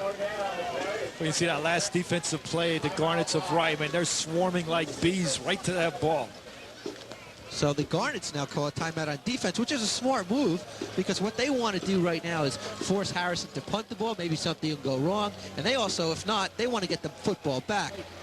There is over 2 minutes to go in the half, and they want to get the football back, certainly, and they do have enough time. Don't forget, coming your way every Thursday at 6:30, it's Westchester 10 News with Kevin McCabe. It's live at 6:30's Everything, what's going on in Westchester.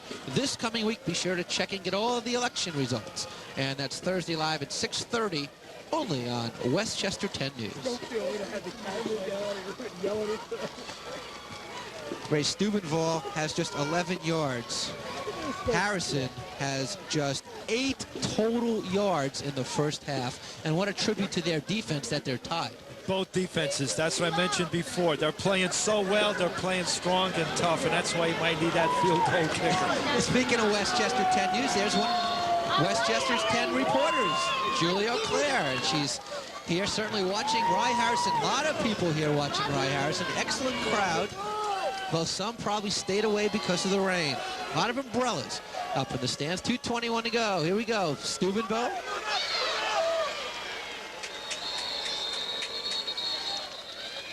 Well, you see, they do not finish their block until that whistle blows. I mean, they go all out 100%. He picked up 5. Tackle was made that time for the Garnets by number 22, Alan Bastable, senior. We mentioned him. He would be the one kicking.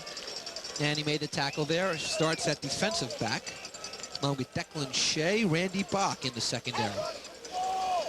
3rd down and 4. Big play right here, because if Harrison doesn't get a first down, they'll have to punt it deep in their own territory. Persiani calling the signals. Here we go. Steubenvall again. To the right side, he'll have a first down. Boy, does he run hard. Boy, does he run with some determination. He is a great back. Mello finally made the tackle. Certainly the dirtiest uniform on the field goes to John Steubenvall. Here it is. Look how hard this young man runs. I mean, there's the blocking in front of him. But boy, he is just going. He puts his head down. Just a tremendous individual and such determination. And that was the first Harrison first down of the first half. There was Coviello, who lost a yard. And now, once again, Rye will burn a timeout. That'll be their second. And still with 1:05 to go in the first half, will try it again. They have one more to go, so they'll try to make Harrison do something wrong or try to force a punt. But the Huskies, Ray, 0-0, have been very successful on this last drive, running to the right with Steubenvall for the first time. We've seen any daylight out of their offense. Yeah, running to the right side. They're running behind the right tackle, Mike Dunning. Mark Tremello's the tight end. He's only a junior, 6'1", 185. Tremello's first year starting. Excellent student. He's an honor student. And Charles McBain is the right guard. He's a junior. He's only 5'7", 170 pounds. All right, it's 1:05 to go. We'll come back in a moment. 0-0, Rye Harrison.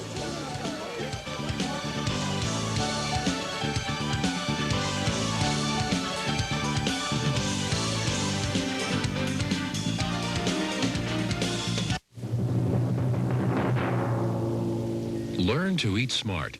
Eating foods high in vitamin A provides important health benefits for people of all ages. Not only is vitamin A essential for good vision and growth, it is important for healthy skin and hair and increased resistance to infection.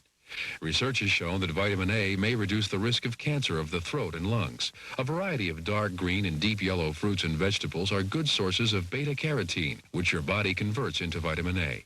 In addition to enjoying cantaloupe and peaches, try cooking sweet potatoes with orange or pineapple slices for a tasty side dish. Eat fresh carrots as a snack and add dark leafy vegetables such as spinach to your salad. Nutritionists recommend that you obtain nutrients such as vitamin A through the foods you eat, rather than from pills. Eating a variety of foods high in vitamin A is eating smart and is a sensible, enjoyable way to good health. This message brought to you by the Produce Marketing Association, University of Delaware, and the American Cancer Society. It is 2nd down and 11 here at a rainy, wet Nugent Stadium in Rye. Eric Lewitz, Raymond Kurowski, Peter Arciello.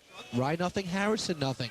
Harrison just got their first down and a half, yet 0-0. Second down and 11 for Persiani on the Huskies.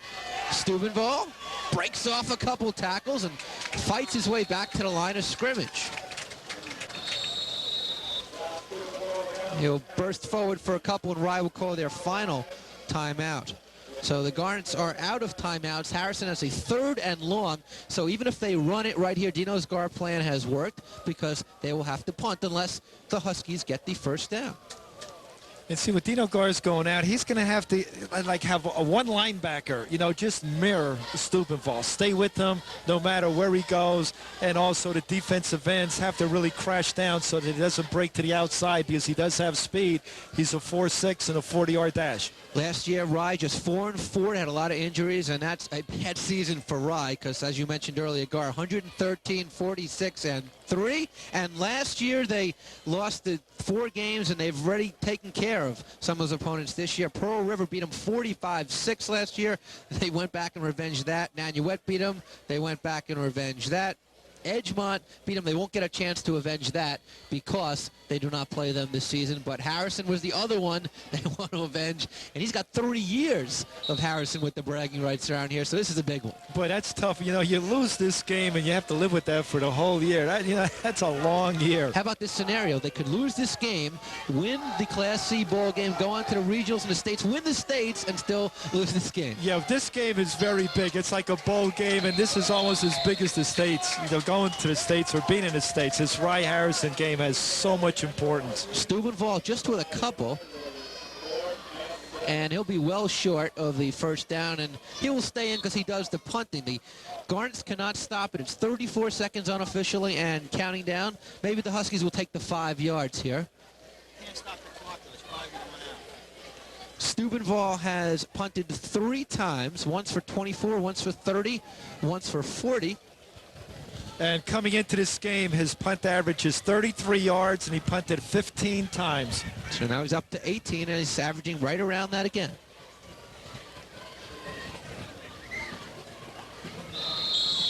And now with 5 seconds to go, the Huskies will stop the clock. So there's probably 1 second to go on the time clock. And Ray, what you have is you have the Huskies offense talking to the officials right there, so they know when it's 1, so they don't got to burn the 5 yards. Yeah, they don't want to give the ball back to Rye, but if they do give the ball back to Rye, maybe they'll kick the ball to the side so that they can cave in and make a tackle and give them a long yardage to go for a touchdown or even attempt a field goal. Artie Troyo is in the midst of his huddle. He's in his 8th season, 42-27-1, 5-2-1 last year. And this team lost a lot. Last year, of course, Mark Castaldi, their quarterback, now at North Carolina State. Jamie Lent, now at Albany. Mike Elfrich, now at Iona. So they lost some big players, and he's come back, and I think he's done as well as you could possibly expect. I think he's done a fantastic job. His team is young. They're inexperienced. They've never been humiliated.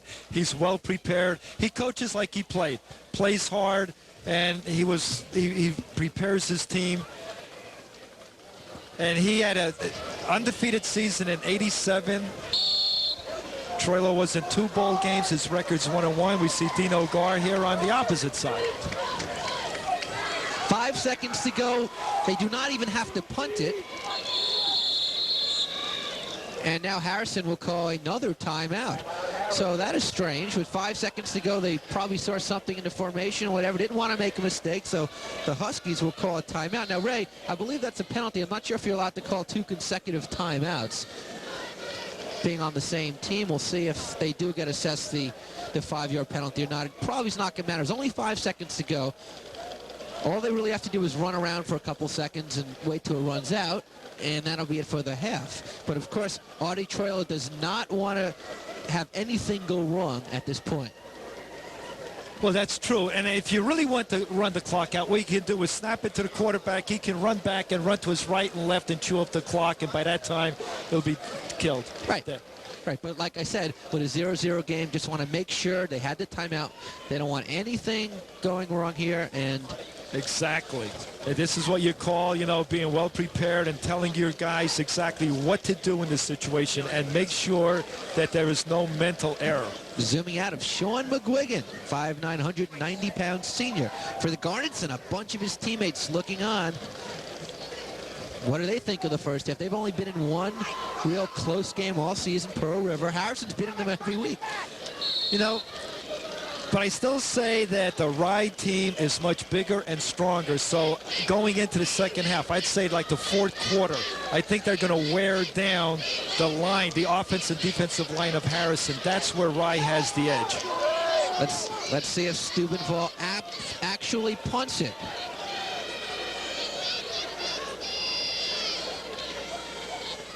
He does. He gets it off. And now, did it hit Bassett?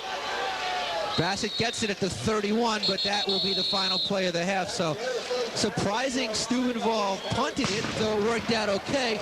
Ray, would you have had a punt? That situation, I think Art Troilo did the right thing. He did it at the tailback position. It was quick, get rid of the ball. And what he did, he got them together, and what he said, that we're going to punt, make sure you have the coverage. Go down your lanes, and if he does return it, be there to make the tackle. He's great on offense. He made that big play on defense early in the game, which Steubenville also, as a punter, almost had one blocked. He has saved them a lot by his punting. And he's doing a great job. Don't forget, that ball is wet, and he's alert, he's calm, he's not nervous or anything like that, so that's the man you count on. All right, Art Troilo Jr. is on the field with our Peter Argello now. Let's go down to the field. Thanks, guys. Artie, kids did a good job in the first half. A little bit sluggish offensively. Defense came up big a couple times. Well, they're so much bigger than us. They're a great football team. We just got to figure a way to move the ball in the second half. If we want a chance to win the game, they're just too big for us to move up front. We're going to have to throw the ball a little bit and get outside. We just have to do something a little different to move the ball. You played in these games. You've coached in these games, the big Rye Harrison games. What can you tell the kids at halftime to keep them at this level? Hey, they have 24 minutes and it's all over with. The only thing they'll have is the memories and just be history. Okay, good luck in the second half. Eric, Ray, back up to you guys. All right, Ray, he's running to the locker room to get every second in with his players because this means so much. I think what he's really concerned about is the size of Rye, being worn down in the fourth quarter. All right, zip at the half. Halftime's coming up.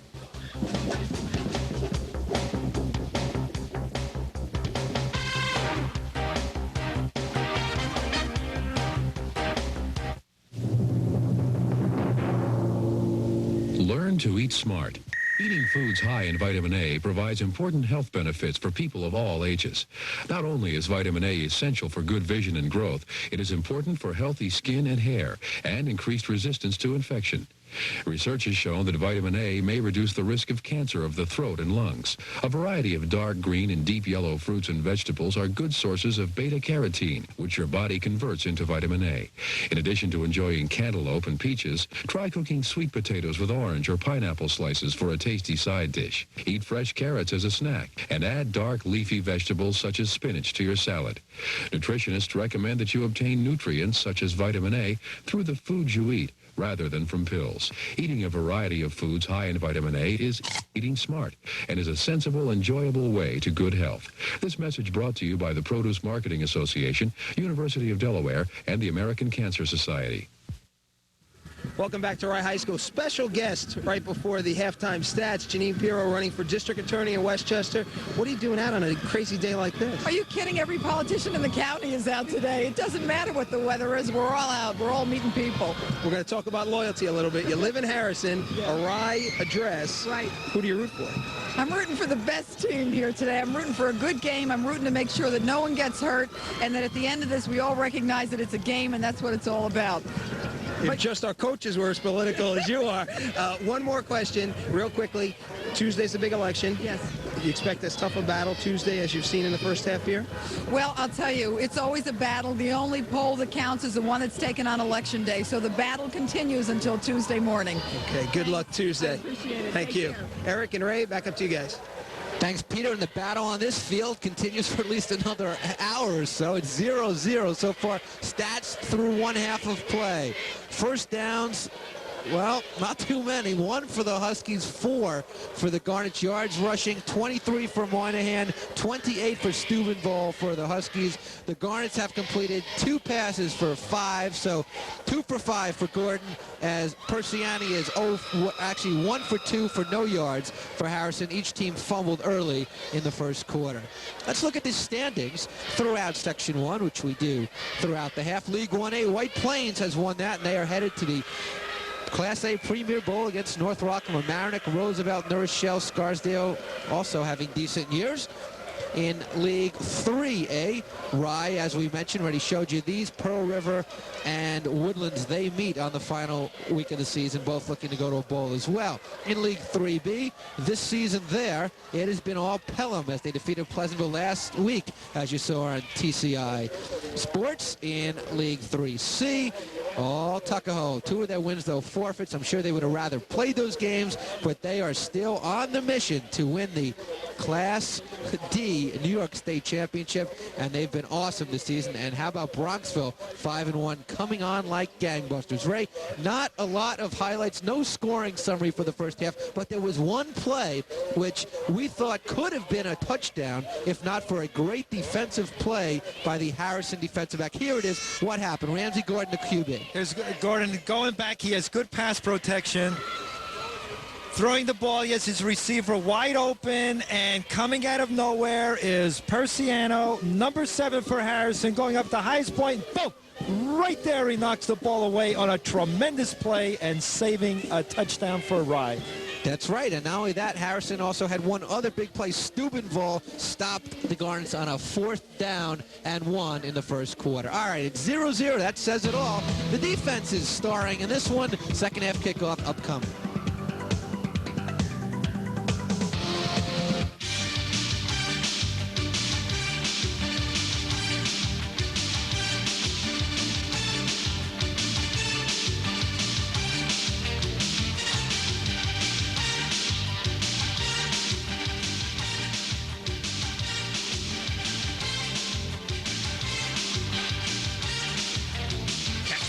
Of postseason play with the Section 1 High School Football Bowl Championships. From the leader in high school sports, TCI Westchester 10.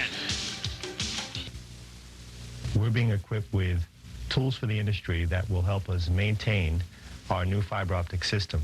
We're out there trying to do the best we can to give you the best possible service. If there's a problem that arises in the process of a customer being transferred to the new system, we're there to respond as quickly as possible. Much more reliable system, much clearer pictures, and we're dedicated to making sure that the customer, in fact, is receiving quality service. Moments away from the second half kickoff, Eric Lubitz, Ray Karowski, Peter Arciello coming to you from Nugent Stadium in Rye, New York. The rivalry, Harrison and Rye, the 62nd annual, and it's 0-0. Wow, great game. The last tie was way back in 1968 when it was a 6-6 tie. Last shutout was just 2 years ago, 6-0 Harrison. And the game feels kind of like that game, but it's just basically just waiting for one team to score. Yeah, it has the feeling that this game is going to be so close, you know, like a safety, a 2-point game, field goal, 3-point. But I really think that the fourth quarter, that the right team is so big and strong that they're going to wear down that offensive and defensive line of Harrison. They're just so much bigger than the Harrison line. Rye will kick it off. Doing the kicking will be number 7, and that's Philip Robinson. Kicks it on the ground. Coviello takes it at the 25. Coviello breaks a tackle at the 35. Well, that's face mask. And he'll get to the 39, but as you alertly, astutely called it, a face mask on the kicker, Robinson. Boy, and that's a big mistake right there. You have to lay your hands off that face mask because it gives them good field position now coming up. Nice run here by Coviello. Does a good job right here going to the inside. Now, he's got to go to the outside. Boom, he bounces off one of his men. A loose tackle right there. Going to the side. Good straight arm. And there's the face mask right there by number 7, for Rye. And Ray, that's 15 big yards. A 15-yard penalty. It's been a virtually penalty-free game. And suddenly Harrison with great field position at the Rye 46-yard line. Craig Persiani didn't throw it all that much. 1 for 2, no yards in the first half. Coming into this game, he has 27 carries for 114 yards and 1 touchdown. Being rushed. Steubenvall being tackled. Fazzolari, great defensive play. And how about Andy Escobar putting the pressure on Persiani?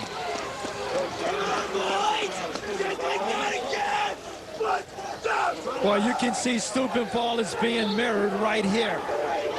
Look, wherever he goes, there's a defender on him. Now, there's no way he's going to fake anybody out. You see number 25 for Rye there. He's on him all the time.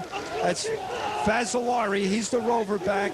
And anytime Steubenvall comes to that side, he goes with them, whether he has the ball or not. What a fumble recovery he made against Pearl River, Sal Fazzolari. 2nd down and 15, and now the Huskies confused, call a timeout. And it has just been tough going for Artie Troilo's bunch on offense today, as the Garnet's defense has just done it to all their opponents throughout the year. Of course, this is their first Class B team they're playing. But, hey, they've given up just 21 points all season, and 7 of those on a kick return. So the defense has only given up 2 scores. The defense has done, they gave up the 1 touchdown of Pearl River game, and they also gave up 1 touchdown when, you know, Rye was ahead and they put all the substitutes and like that. So defensively, they're solid. You know, this is a total Donnybrook right here this afternoon. And we heard, you know, Coach Gar on the sidelines getting on his players to get the most out of them. But defensively, you really can't ask for much more. No, you really can't. And speaking of Dino Gar, we heard an announcement at halftime about the girls' field hockey score. That's right. His daughter plays on the Byram Hills team because they're from Byram Hills. And they took on Rye today, and Rye knocked out Dino's daughter out of the sectionals as Rye advances in the next round of field hockey. The Garnets have good athletic teams, top to bottom. Pat Amendola, the fine athletic director at Rye. So it's now 2nd and long following the timeout, opening minute, 3rd quarter. Sort of a trick play over the middle, and it's dropped in and out of the hands of David Conroy. Conroy, the intended receiver, should he have had this? Well, see, right here, that's what they have to do. They have to come up with a little passing. Now, right there, the ball's thrown. You know, you say he should have had it, but then again, you know, the ball's wet. His hands are wet. He's getting down in his stance.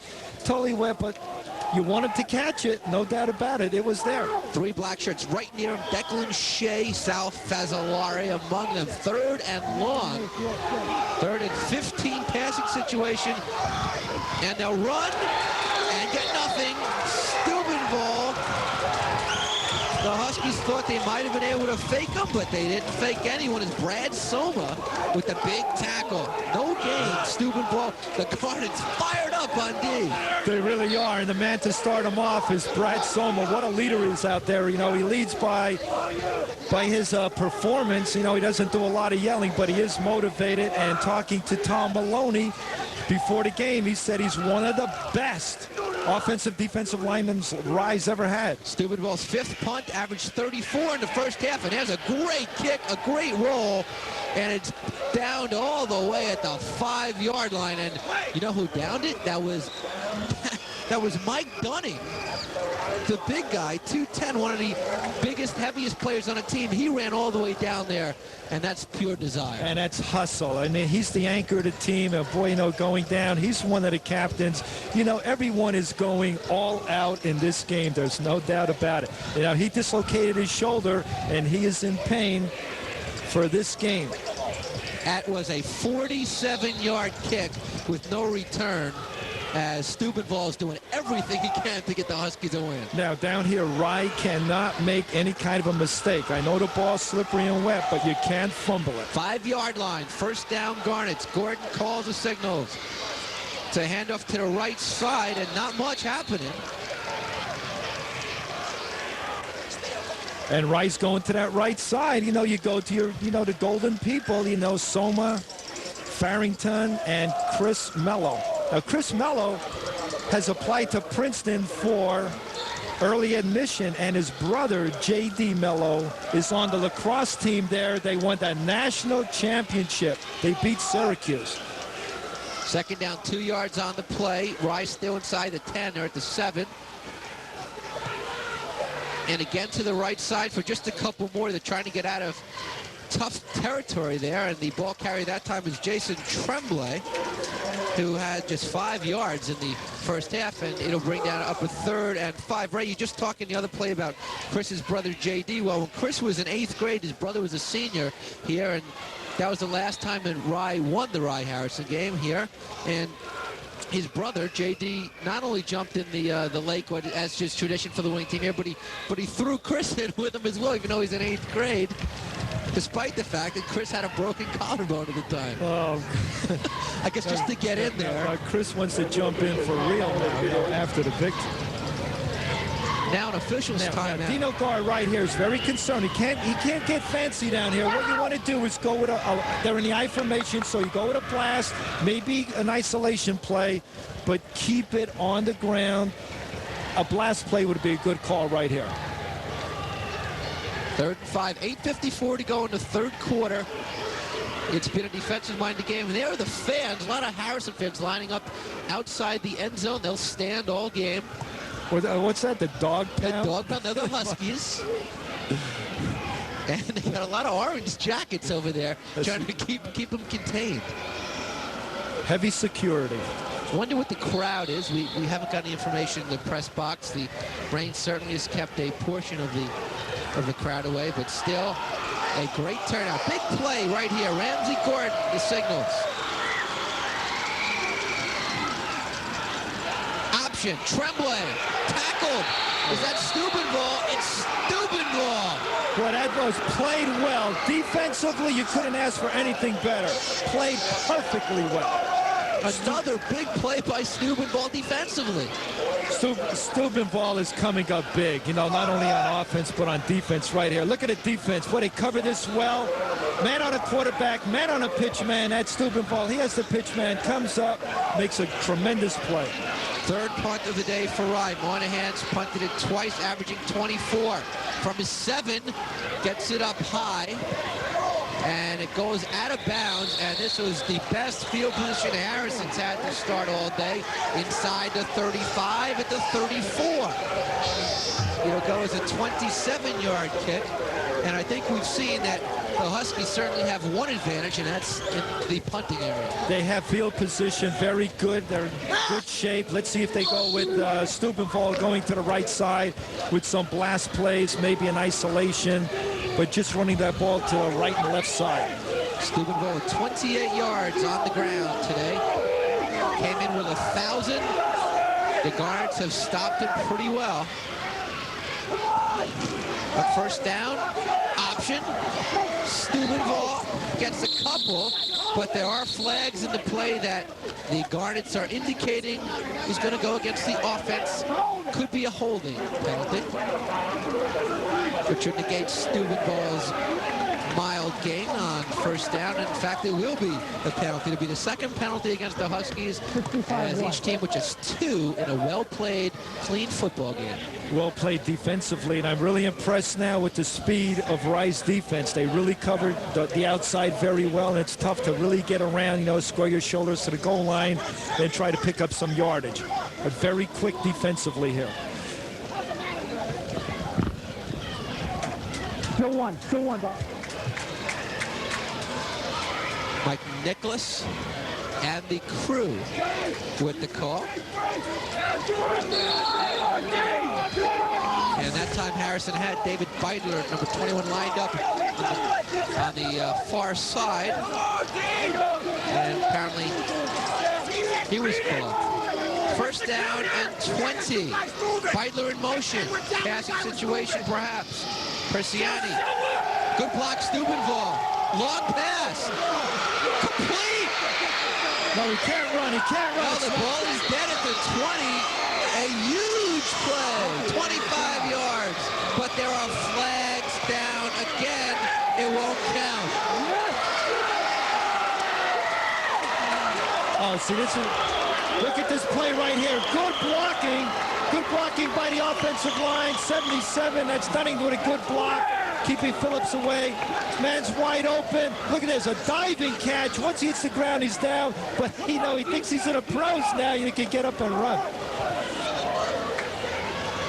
Jerry Salvo made the great catch, which was nullified because an eligible receiver downfield. Two great blocks, Steubenvall and Dunning, and all for naught. So, Ray, that would be 5 yards. Well, that's one thing I said at top of the program, that Harrison would have to play a perfect game, not make any mistakes, mental errors, and that was a big mistake right there. Wow. An eligible receiver downfield comes back to bite him. First and 25. Picky up! Picky up! Huskies from their own 49. One back. Coviello in motion. Persiani. And that is an incomplete pass, I believe. It should be, and now it is clearly called that. So an incomplete pass. Great rush by the Garnets defense. That was definitely an incomplete pass because the ball went forward. You can see how anxious the players are. So anxious. Look at this rush right here. Number 30 for Wright. Great play. Boy, he came, like a raging bull. But the ball's coming forward, and I know that the guys are anxious on defense. Once they get that ball, they want to score a touchdown. But no way, you can't do it. Mark Bassett, the big defensive play, plays both ways, starts both ways. Had a big interception against Pearl River. 7:07 to go, third quarter. Scoreless. Harrison second and long, 25 to be exact. Steubenvall. As his knee is down, so he'll get about 8, where Tremblay makes the tackle. Steubenvall has not had, that's actually his biggest gainer of the day, and Ryle certainly give him 8 on a second and 25 situation. And now they're going to mark him even back a couple yards behind, so they give him 6 because of the knee. Well, you talk about, giving it your all, playing 100% offense and defense. And look at his jersey. I mean, it's dirty, soaking wet. Keep his back. Watch him. It's not a big man, just 6 foot 180. Third and long, third and 20. Persiani has time. And a poor pass. It's complete. Salvo is a first down, and it's been a crazy game. And the mistakes seem to work. Persiani's thrown the ball very well today. That is worst pass by far, and it's complete. His big completion. Jerry Salvo comes up big here. And you can see Persiani going back, and look at this. The ball wobbles. It's like a dead quail. Look at that ball. Just slips out of his hand. Jerry Salvo comes up big. Look at the total concentration. 2 defenders in front of him. You have to give him a lot of credit catching that ball right there. 23-yard line, first down. Tremblay made the tackle. Steubenvall. Good running room left side. Declan Shea gets him, but not before a big gainer. And Ryan may need a timeout here because the momentum is Huskies. Boy, and Harrison's going to the left side now. Mike Mealy's a junior, 5'6", 170-pound left guard. And Louis Mancuso, left tackle. He's only a sophomore, 6 foot, 215. Carlos Berrios is the split end out there. And now the bottom of your screen, David Conway out of your screen is all the way wide, but second and short, they'll probably go right to Steubenvall. They do. And he's hit behind the line of scrimmage by Mello, but Steubenvall with an excellent move to roll away for 1 of the 2 yards. So good play by Chris Mello, 89, the one of the linebackers. He had a big defensive play against Pearl River. He was the star of that big Pearl River game with the interception and then the touchdown reception with just 18 seconds to go to give them the big win over the Pirates. And if Pearl River had won that game, some might say they'd be on the line to win the Class C state championship. Yeah, Pearl River is a good team. They're strong, they're powerful, they can score, but Rye beat them. Third and a long one. Persiani keeps it, goes forward. And now whistles have been blown, but the competitive nature of the 2 number 30, Steubenvall and Bassett carrying on seconds after the play. So it all depends on the measurement here, and I believe we'll get a measurement. Tell you, right from here, it looks like he did not make it. Okay, but if he didn't make it, he does have a 4th down. The ball is on the 14-yard line of Rye, and it is a 0-0 football game, 4:40 to go in the 3rd quarter. And if they didn't make it, they're half a yard away. Now, they didn't make it. They have the best back, Steubenvall. Mike Dunning, he's the anchor man. Look for Steubenvall to go off right tackle if they don't make it, to go for the 1st down right here. Short, Ray? Let's go, G! By inches. Oh, he's showing a foot. Bat a foot, so 4th. Now, let's see if Steubenvall goes behind number 77 to the right side. He's the anchor. Go with an isolation. 2 backs blocking. Coming out of the backfield, Steubenvall behind them. The crowd is getting into it. Ray, how about a pass in the end zone right here? Well, how about a quarterback sneak? A lot of options. This is Art Troilo's decision right here. He's the man. He's the man that's going to make this call. From the 14, here we go. Persiani trying to get the Garnets offside. Keeps it himself, has it. And plenty more all the way to the 10-yard line. And that a dangerous play because they didn't make an immediate decision. But Persiani with a big heady play. Now watch this. It's a reverse pivot quarterback sneak. The reverse pivot fake. Now he goes. It's an isolation play with him going behind the blockers. Great call. Great play. Now watch the end of that play there because we have an injury on the field. Persiani with the 1st down. And is it Persiani down? And I think it is. So the quarterback, Persiani's down, and wow. They're at the 10-yard line. And the Harrison quarterback is injured. What a fine job he's done this year. They've had some big-time QBs there. Joe Sarlo before Castaldi. And Persiani has certainly kept his team in games all year. 3-4 record, but lost a couple close ones to a couple of very good football teams. And right now, he is injured. We didn't see exactly what happened. Maybe someone fell on him. But what a great job he's doing on defense also. He comes up big on defense.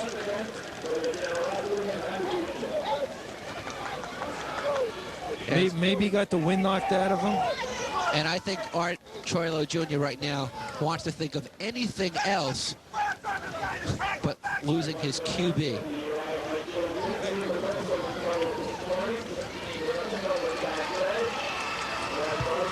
Next up on our TCI schedule, Section 1 Bowl Championships. You're going to have to check your local times and listings for that. We will be able to tell you on our Thursday live news, which comes your way at 6:30, which games we'll be doing. We hope to be doing White Plains versus North Rockland and also the Rye game, probably against Pelham, which would be the A and C championships. And he is being helped to the side. And his left leg is not hitting the ground, so he has hurt his leg, and it does not look very good.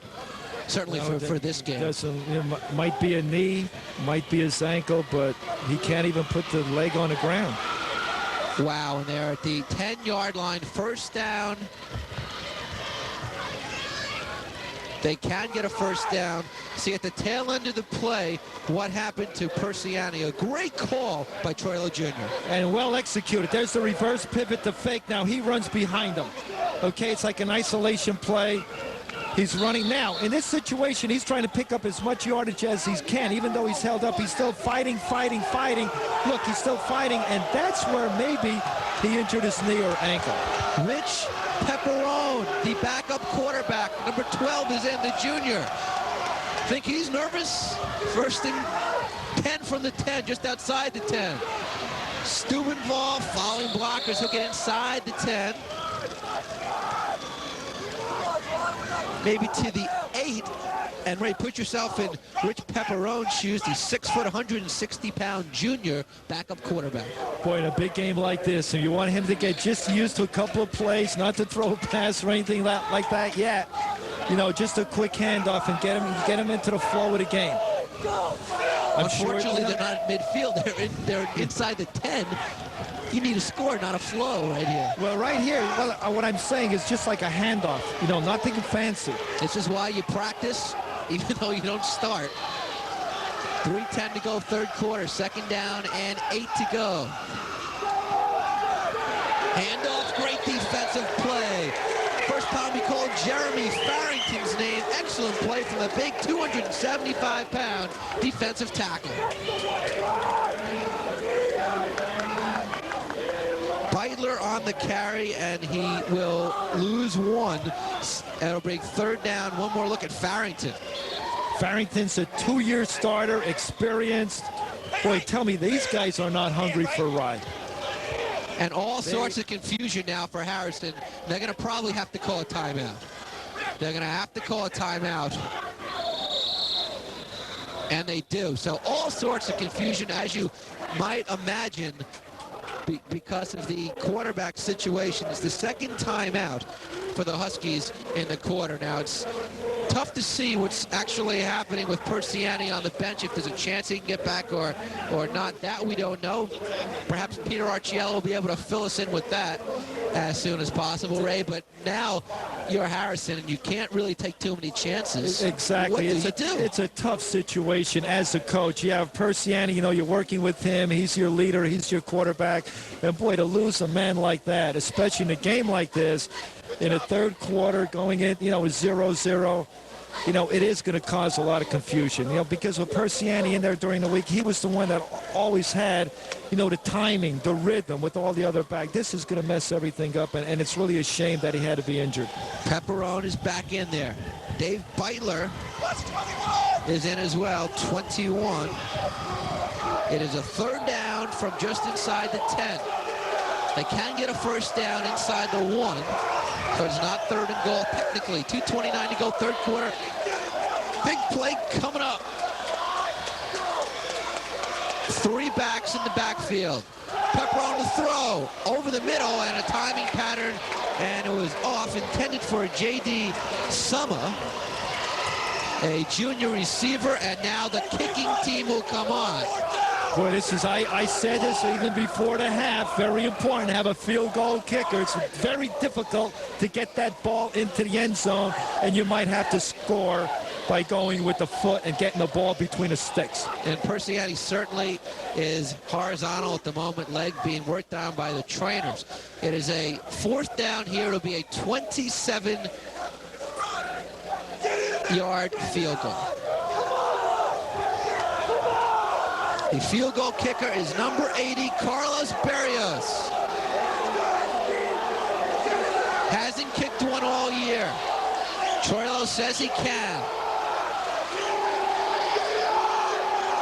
Good snap, good hold, good kick. 3-0 Huskies. Berrios go wild. Boy, how important it is to have a field goal kicker. We saw North Rockland defeat Roosevelt with an extra point kicker. Carlos Berrios comes up big right there. I mean, that was a lot of pressure on him. It didn't look pretty going through the sticks, but it went through. That's all that counted. One more time. If I said 17 before, it is a 27-yard kick. Perfect. Unbelievable, and that's what you needed. You needed that field goal kicker. It is very difficult to get that ball into the end zone because the defenses are playing so well. It's a defensive Donnybrook. The Huskies have a 3-0 lead without their quarterback. What a job he's doing. Artie Troilo Jr. somehow has his team on top here. And this is their season. They play a tough Class B schedule. They finished 500 with a win here, and they This win would leave him smiling in the offseason for quite some time. And he's done a great job in his 8 years at Harrison. He's won 2 league championships. He was in 2 bowl games, undefeated in '87. And also that year, he was the Section 1 Coach of the Year, Art Troilo. Berrios will kick off from the 40. Moynihan, Bassett are the deep guys, standing at their 22. Bassett puts a foot into it. It's a good kick, and it goes beyond. Bassett, he fumbles it. The ball is loose. Harrison football. A big mistake by the Garnets. The Huskies are deep in Rye territory again. Yeah, but who went down and made a big play on that was number 30, Steubenvall. With his hustle, I mean, unbelievable going down. You're going to see number 30, Steubenvall. He's going to block the man like a tackle to keep him away from the ball. Now watch this. Steubenvall comes right up. Boom! See how he knocked him away? That was a great play by Steubenvall. He has to be one of the all-time great backs at Harrison.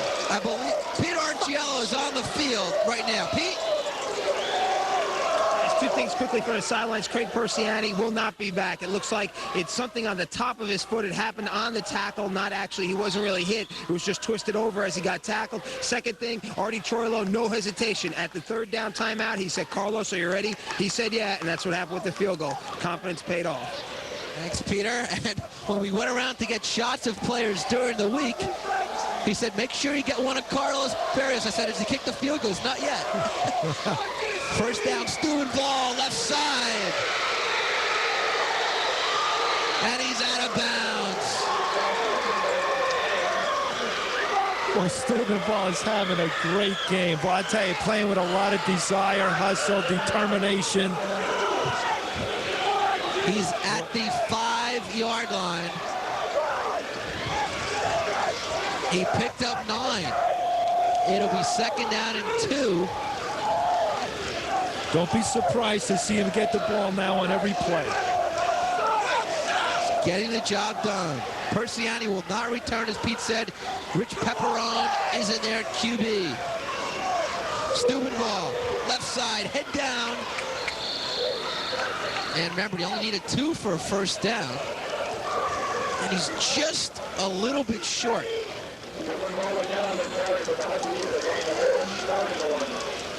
So good play by the Garnets defense. It's 3rd and 1, minute and a half and counting, 3rd quarter.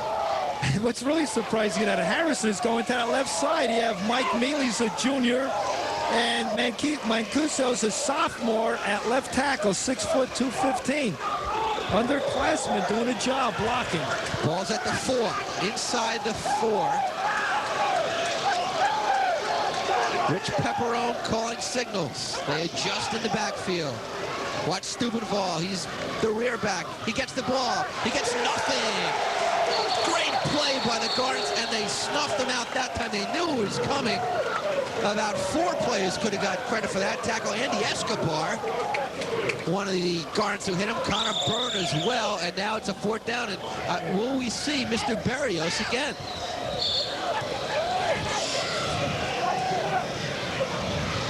There's the first Berrios field goal, 27 yards on a long 12-play drive. That's very difficult. It's very difficult for Harrison right now to run a kind of an option to the outside because of the new quarterback. So again, Steubenvall's the man that you're going to have to look at. 4th and a long 1 from the 5. They can't get a first down. Steubenvall, left side, twisting, turning. I think he has it.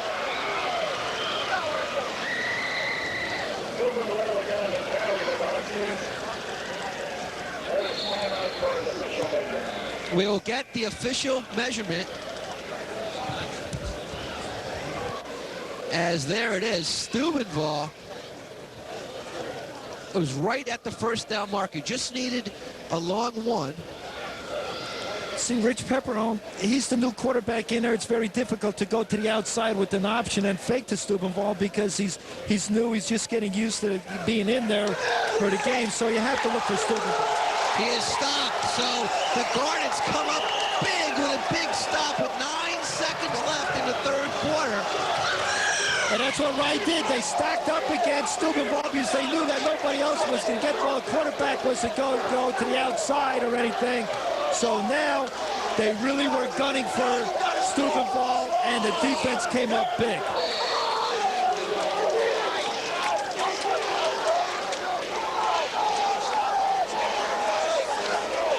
We may not get a playoff here. The end of the third quarter, we don't. So it's a great one, 3-0, Ray. And before we send it down to Pete Arch, your impressions of the way this is coming out so far. Well, again, I have to give credit to the defense. You can see Rye came up so big right there. They had to do it, and that may give them the impetus. And now let's go down on the field for Pete Archiello.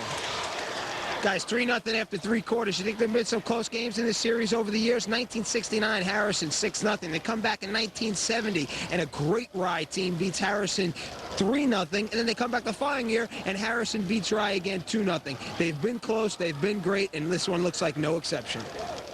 Right, Peter. You're definitely true there. Great game.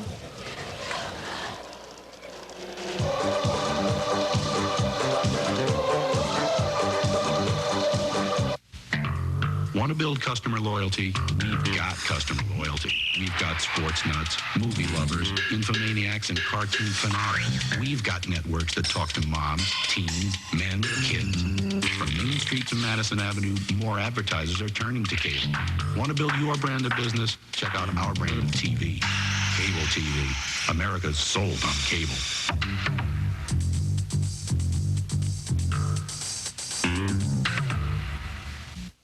On this program, we talk about relevant, specific, and timely information about jobs and careers. Only 41% of Americans are working in jobs they planned for.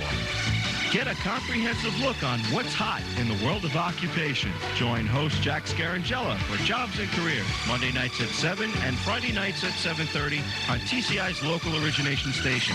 Consult Preview 19 or Cable Guide for additional airings.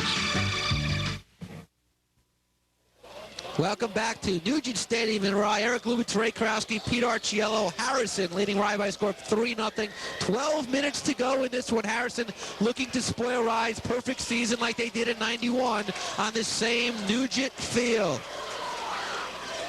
From the 5, Garnitz and Moynihan, excellent gainer. Outside over the 10. And Moynihan, who's coming into that carry, had 9 carries for 25 yards, picks up 7 big ones. This is a big series for Rye to get out of the hole right here because their backs are up against the wall. If they can get a first down and get into a little more breathing room, then they can open up their offense. They need about another 2 more first downs. From the 12, 2nd and 3, opening minute, final quarter. Moynihan again, this time the left side, breaks the tackle. Knocked out of bounds over the 45. You see what's happening? That Rye offensive line is big and strong. From tackle to tackle, they're over 215 pounds. 30 yards on the carry, here it is. You can see it's a little delayed counter right here. Going to the outside, there's Moynihan. He's the slashing type of runner. He has the speed. He's the scat back. He scored 5 touchdowns coming into this game. Once he gets to the outside, you know, he could take it all away, but he was tracked down there by the Harrison defender. Charles McBain made the tackle. Actually, they mark it at the 42. Another one to Moynihan. And this time we'll get over the 45. See, Rye is in position now that they can open up the offense a little bit. They can go to the outside if they want to go with the option, the counter tray, anything like that. They don't have to be that conservative here. They can really try to catch Harrison off guard. Gained 2, maybe 3. Ball sits on the 45 now, 2nd down. 10:45 to go in the football game. Huskies 3, Garnets nothing. And Tremblay, the ball carrier here, following his lineman. And he'll bust ahead for a couple himself. Tremblay hasn't had the big run so far this afternoon, and it'll bring up an all-important 3rd down situation for Coach Dino Gar's team. There's Jason, the leading rusher and touchdown getter on the team. And he's also the power runner. If they're going to send anybody up the middle, it's going to be Tremblay. They go to the outside or off tackle, they'll go with Blair Moynihan. 10:14 to go. It is 3-0. Harrison leading. It was scoreless at halftime. They added a field goal late in the third quarter. Carlos Berrios kicked it, and that's the only scoring we have. If you just joined us, Harrison has lost their quarterback, Craig Persiani, for the game with a leg injury. So they're going with a second stringer, but their defense is all important now because they have the lead. Third down and long 5. Tremblay. And he got bunched up short of the first down. So 3 for Tremblay to bring up a 4th down. I'm sure it'll be a punt. And there are the stats. Very defensive-minded football game. 59 yards rushing of the 60 actually turn out for Harrison to be Steubenville's. And total yards right down the middle. 3 turnovers. The wet ground causing them. And not only that, there's a couple others which could have been in this game. Ball is dead at midfield at the 50. We're at 9:24 and counting, and the question is, will they punt? Will they go for it? Imagine Moynihan would punt. Well, you He's punted 3 times for 25 yards. Now, on a punt here, this is where you can get good field position. He has to come up with a big punt. Good distance. They faked it. They got nothing. Steubenville did it again. Can you believe it? Steubenville come in there like a raging bull, makes the tackle, and you talk about field position right here. What's Steubenville? Number 30. The ball snapped. Boom, it just comes right in. It's not like just on a course of collision, makes a great play. If you take the 10 biggest or best plays in the game, Steubenville's probably made 7 or 8 of them. We talked about in the pregame, he's the best player in the field by far. And Art Troilo Jr. is right. He is one of the best backs. What a play. What a surge. First down, Rich Pepperone, the QB. Guess who? And he'll get a couple as the Garnets defense has done a great job on him. As Steubenville just picks up 1. And don't forget, he only has 60 yards rushing and 18 carries. He's done so much better in every game against Class B competition, against the Lincolns, against Ossings, against the Gordons. And no one has done a job with him like Wright today, and still what a performance he's turning in. Yeah, and he's turning around and doing a job on Wright defensively. If you like defensive football, you've liked this one so far. 8 minutes to go on the nose. Huskies football at the Rye 41. They lead 3-0. That was a trap play. And flags down. Look like it's going to be against the Huskies, which will cost them 5.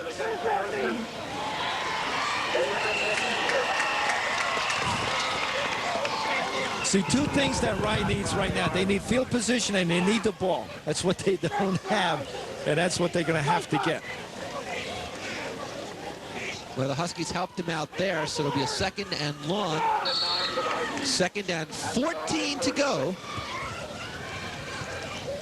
And they have it at the 46. But still, Harrison is in a good position that they can really open up their offense. They can do something that they don't have to be conservative. You know, it is still in Harrison's favor right here because of the field position.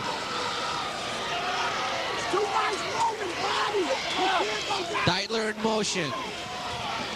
Steubenville slips, and he is called down, so he'll lose a couple. The wet footing caused him to slip, and in high school, your knees down, you're down. That's right. And the man going in motion, number 21 for Harrison, Dave Beitler's only a sophomore. He's going to be a great one.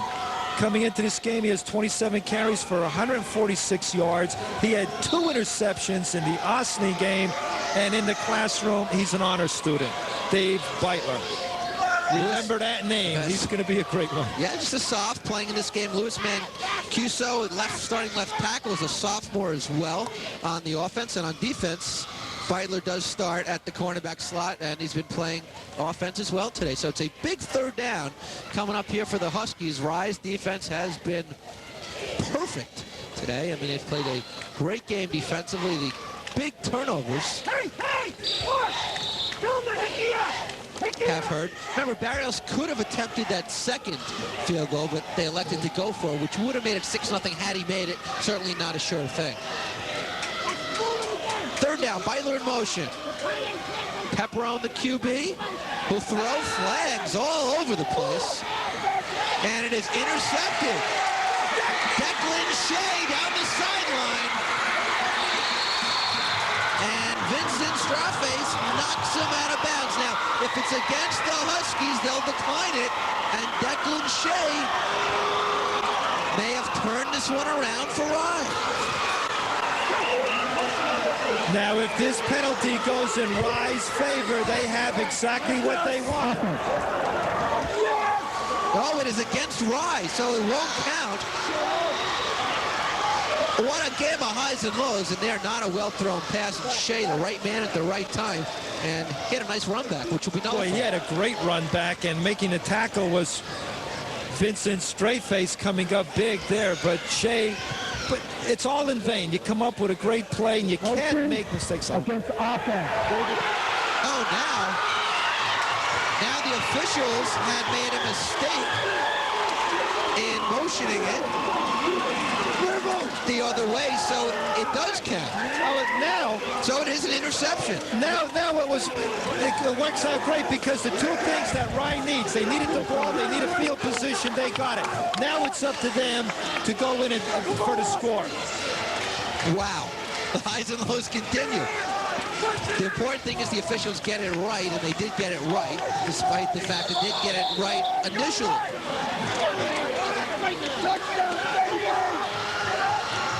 6:41 to go. It's 3-0.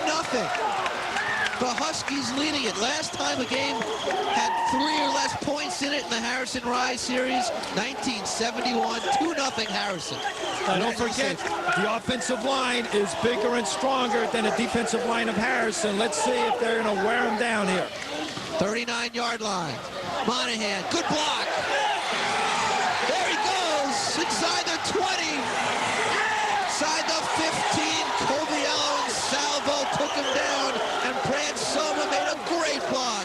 Brad Soma was the key on that play, the pulling out. I mean, he really pancaked this man, put him on his back. You're going to see number 62 with a tremendous block right there, taking down the defensive end. And number 20, Blair Moynihan, coming in with a big run. The ball's on the 15. They gain 24. That's the biggest play from scrimmage in the football game.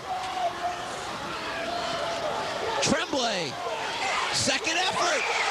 Tremblay fighting toward the goal line. A 1st and goal coming up for the Garnets. Boy, Tremblay went right through the hole. He hit a wall, bounced off the wall, found an opening, and that's where he picked up the extra yardage. What a time for his best run. You see right here, he's going to run into a wall. Boom, he's stymied. He's stymied. He bounces to the left. He's always keeping those feet moving. That's where he found the opening and came up with that big yardage. Rise on the 3-yard line. 1st and goal. 6:03, 6:02, and counting in the football game. The perfect season on the line. Huskies lead it 3-0. Gordon keeps. Tries to get outside, and he's thrown for a big loss by Jeff Coviello.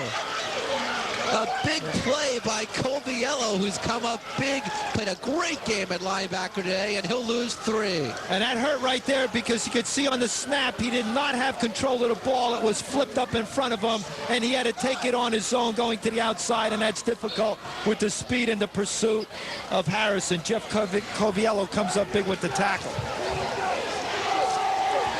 2nd and goal now from the 6-yard line. 5:15 and counting in the football game. Garnet's trailing by a field goal. Harrison's in a 6-5 goal line defense. Monahan outside. And he's close to the goal line. Good run by Monahan, and he'll bring up a 3rd down, which you would think would give Rye 2 shots at it. I believe he's at the 2. We'll wait for the placement. Okay, now they're on a 2-yard line. You have Brad Soma. He's the captain, right guard, 245. Farrington is the right tackle, 275. With those guys blocking, just hitting their man, driving their feet. Run the play behind those two guys and see if they'll go in. There's a timeout. There's 4:55 to play here at Nugent Stadium. It can't get any more exciting than this. 3-0. Harrison leading Rye. Now let's see if they go behind the big guys, the right side. What do you say, Eric? Well, do you give it to Blair Moynihan? He's been the guy today. Well, but don't forget Tremblay. Fazzolari hasn't got it that much today. Because Fazzolari's a great blocker. They need him as a blocker. Go with an isolation. Have the lineman block. Go with the Fazzolari doing the blocking on the linebacker. And then Tremblay taking it over the right side. Now also, got to hope for. Now, also, Rye does not want to tie here because they already are going next week, regardless of what happens today, to the Class C Premier Bowl game for the right to represent the section in the States. Right. So they don't want to tie here. They want to win the game. Right. They won't kick a field goal. Right. You go to an isolation or a blast play to the right. Go to your go-to guys. You know, the big lineman, the captain, Brad Soma, and the big guy, Farrington, 275, and force Harrison to come up big defensively with a goal line stand. 3rd and goal from the 2. Gordon, the QB. Monahan, touchdown, Rye, no flag.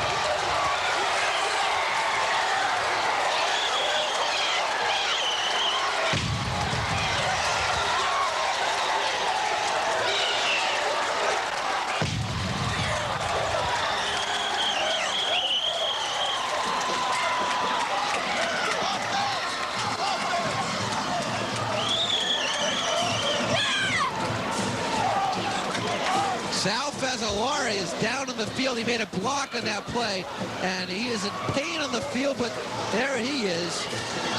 But the Garnets have a 6-3 lead. And Fazzolari, a tremendous blocker, a key block on that play.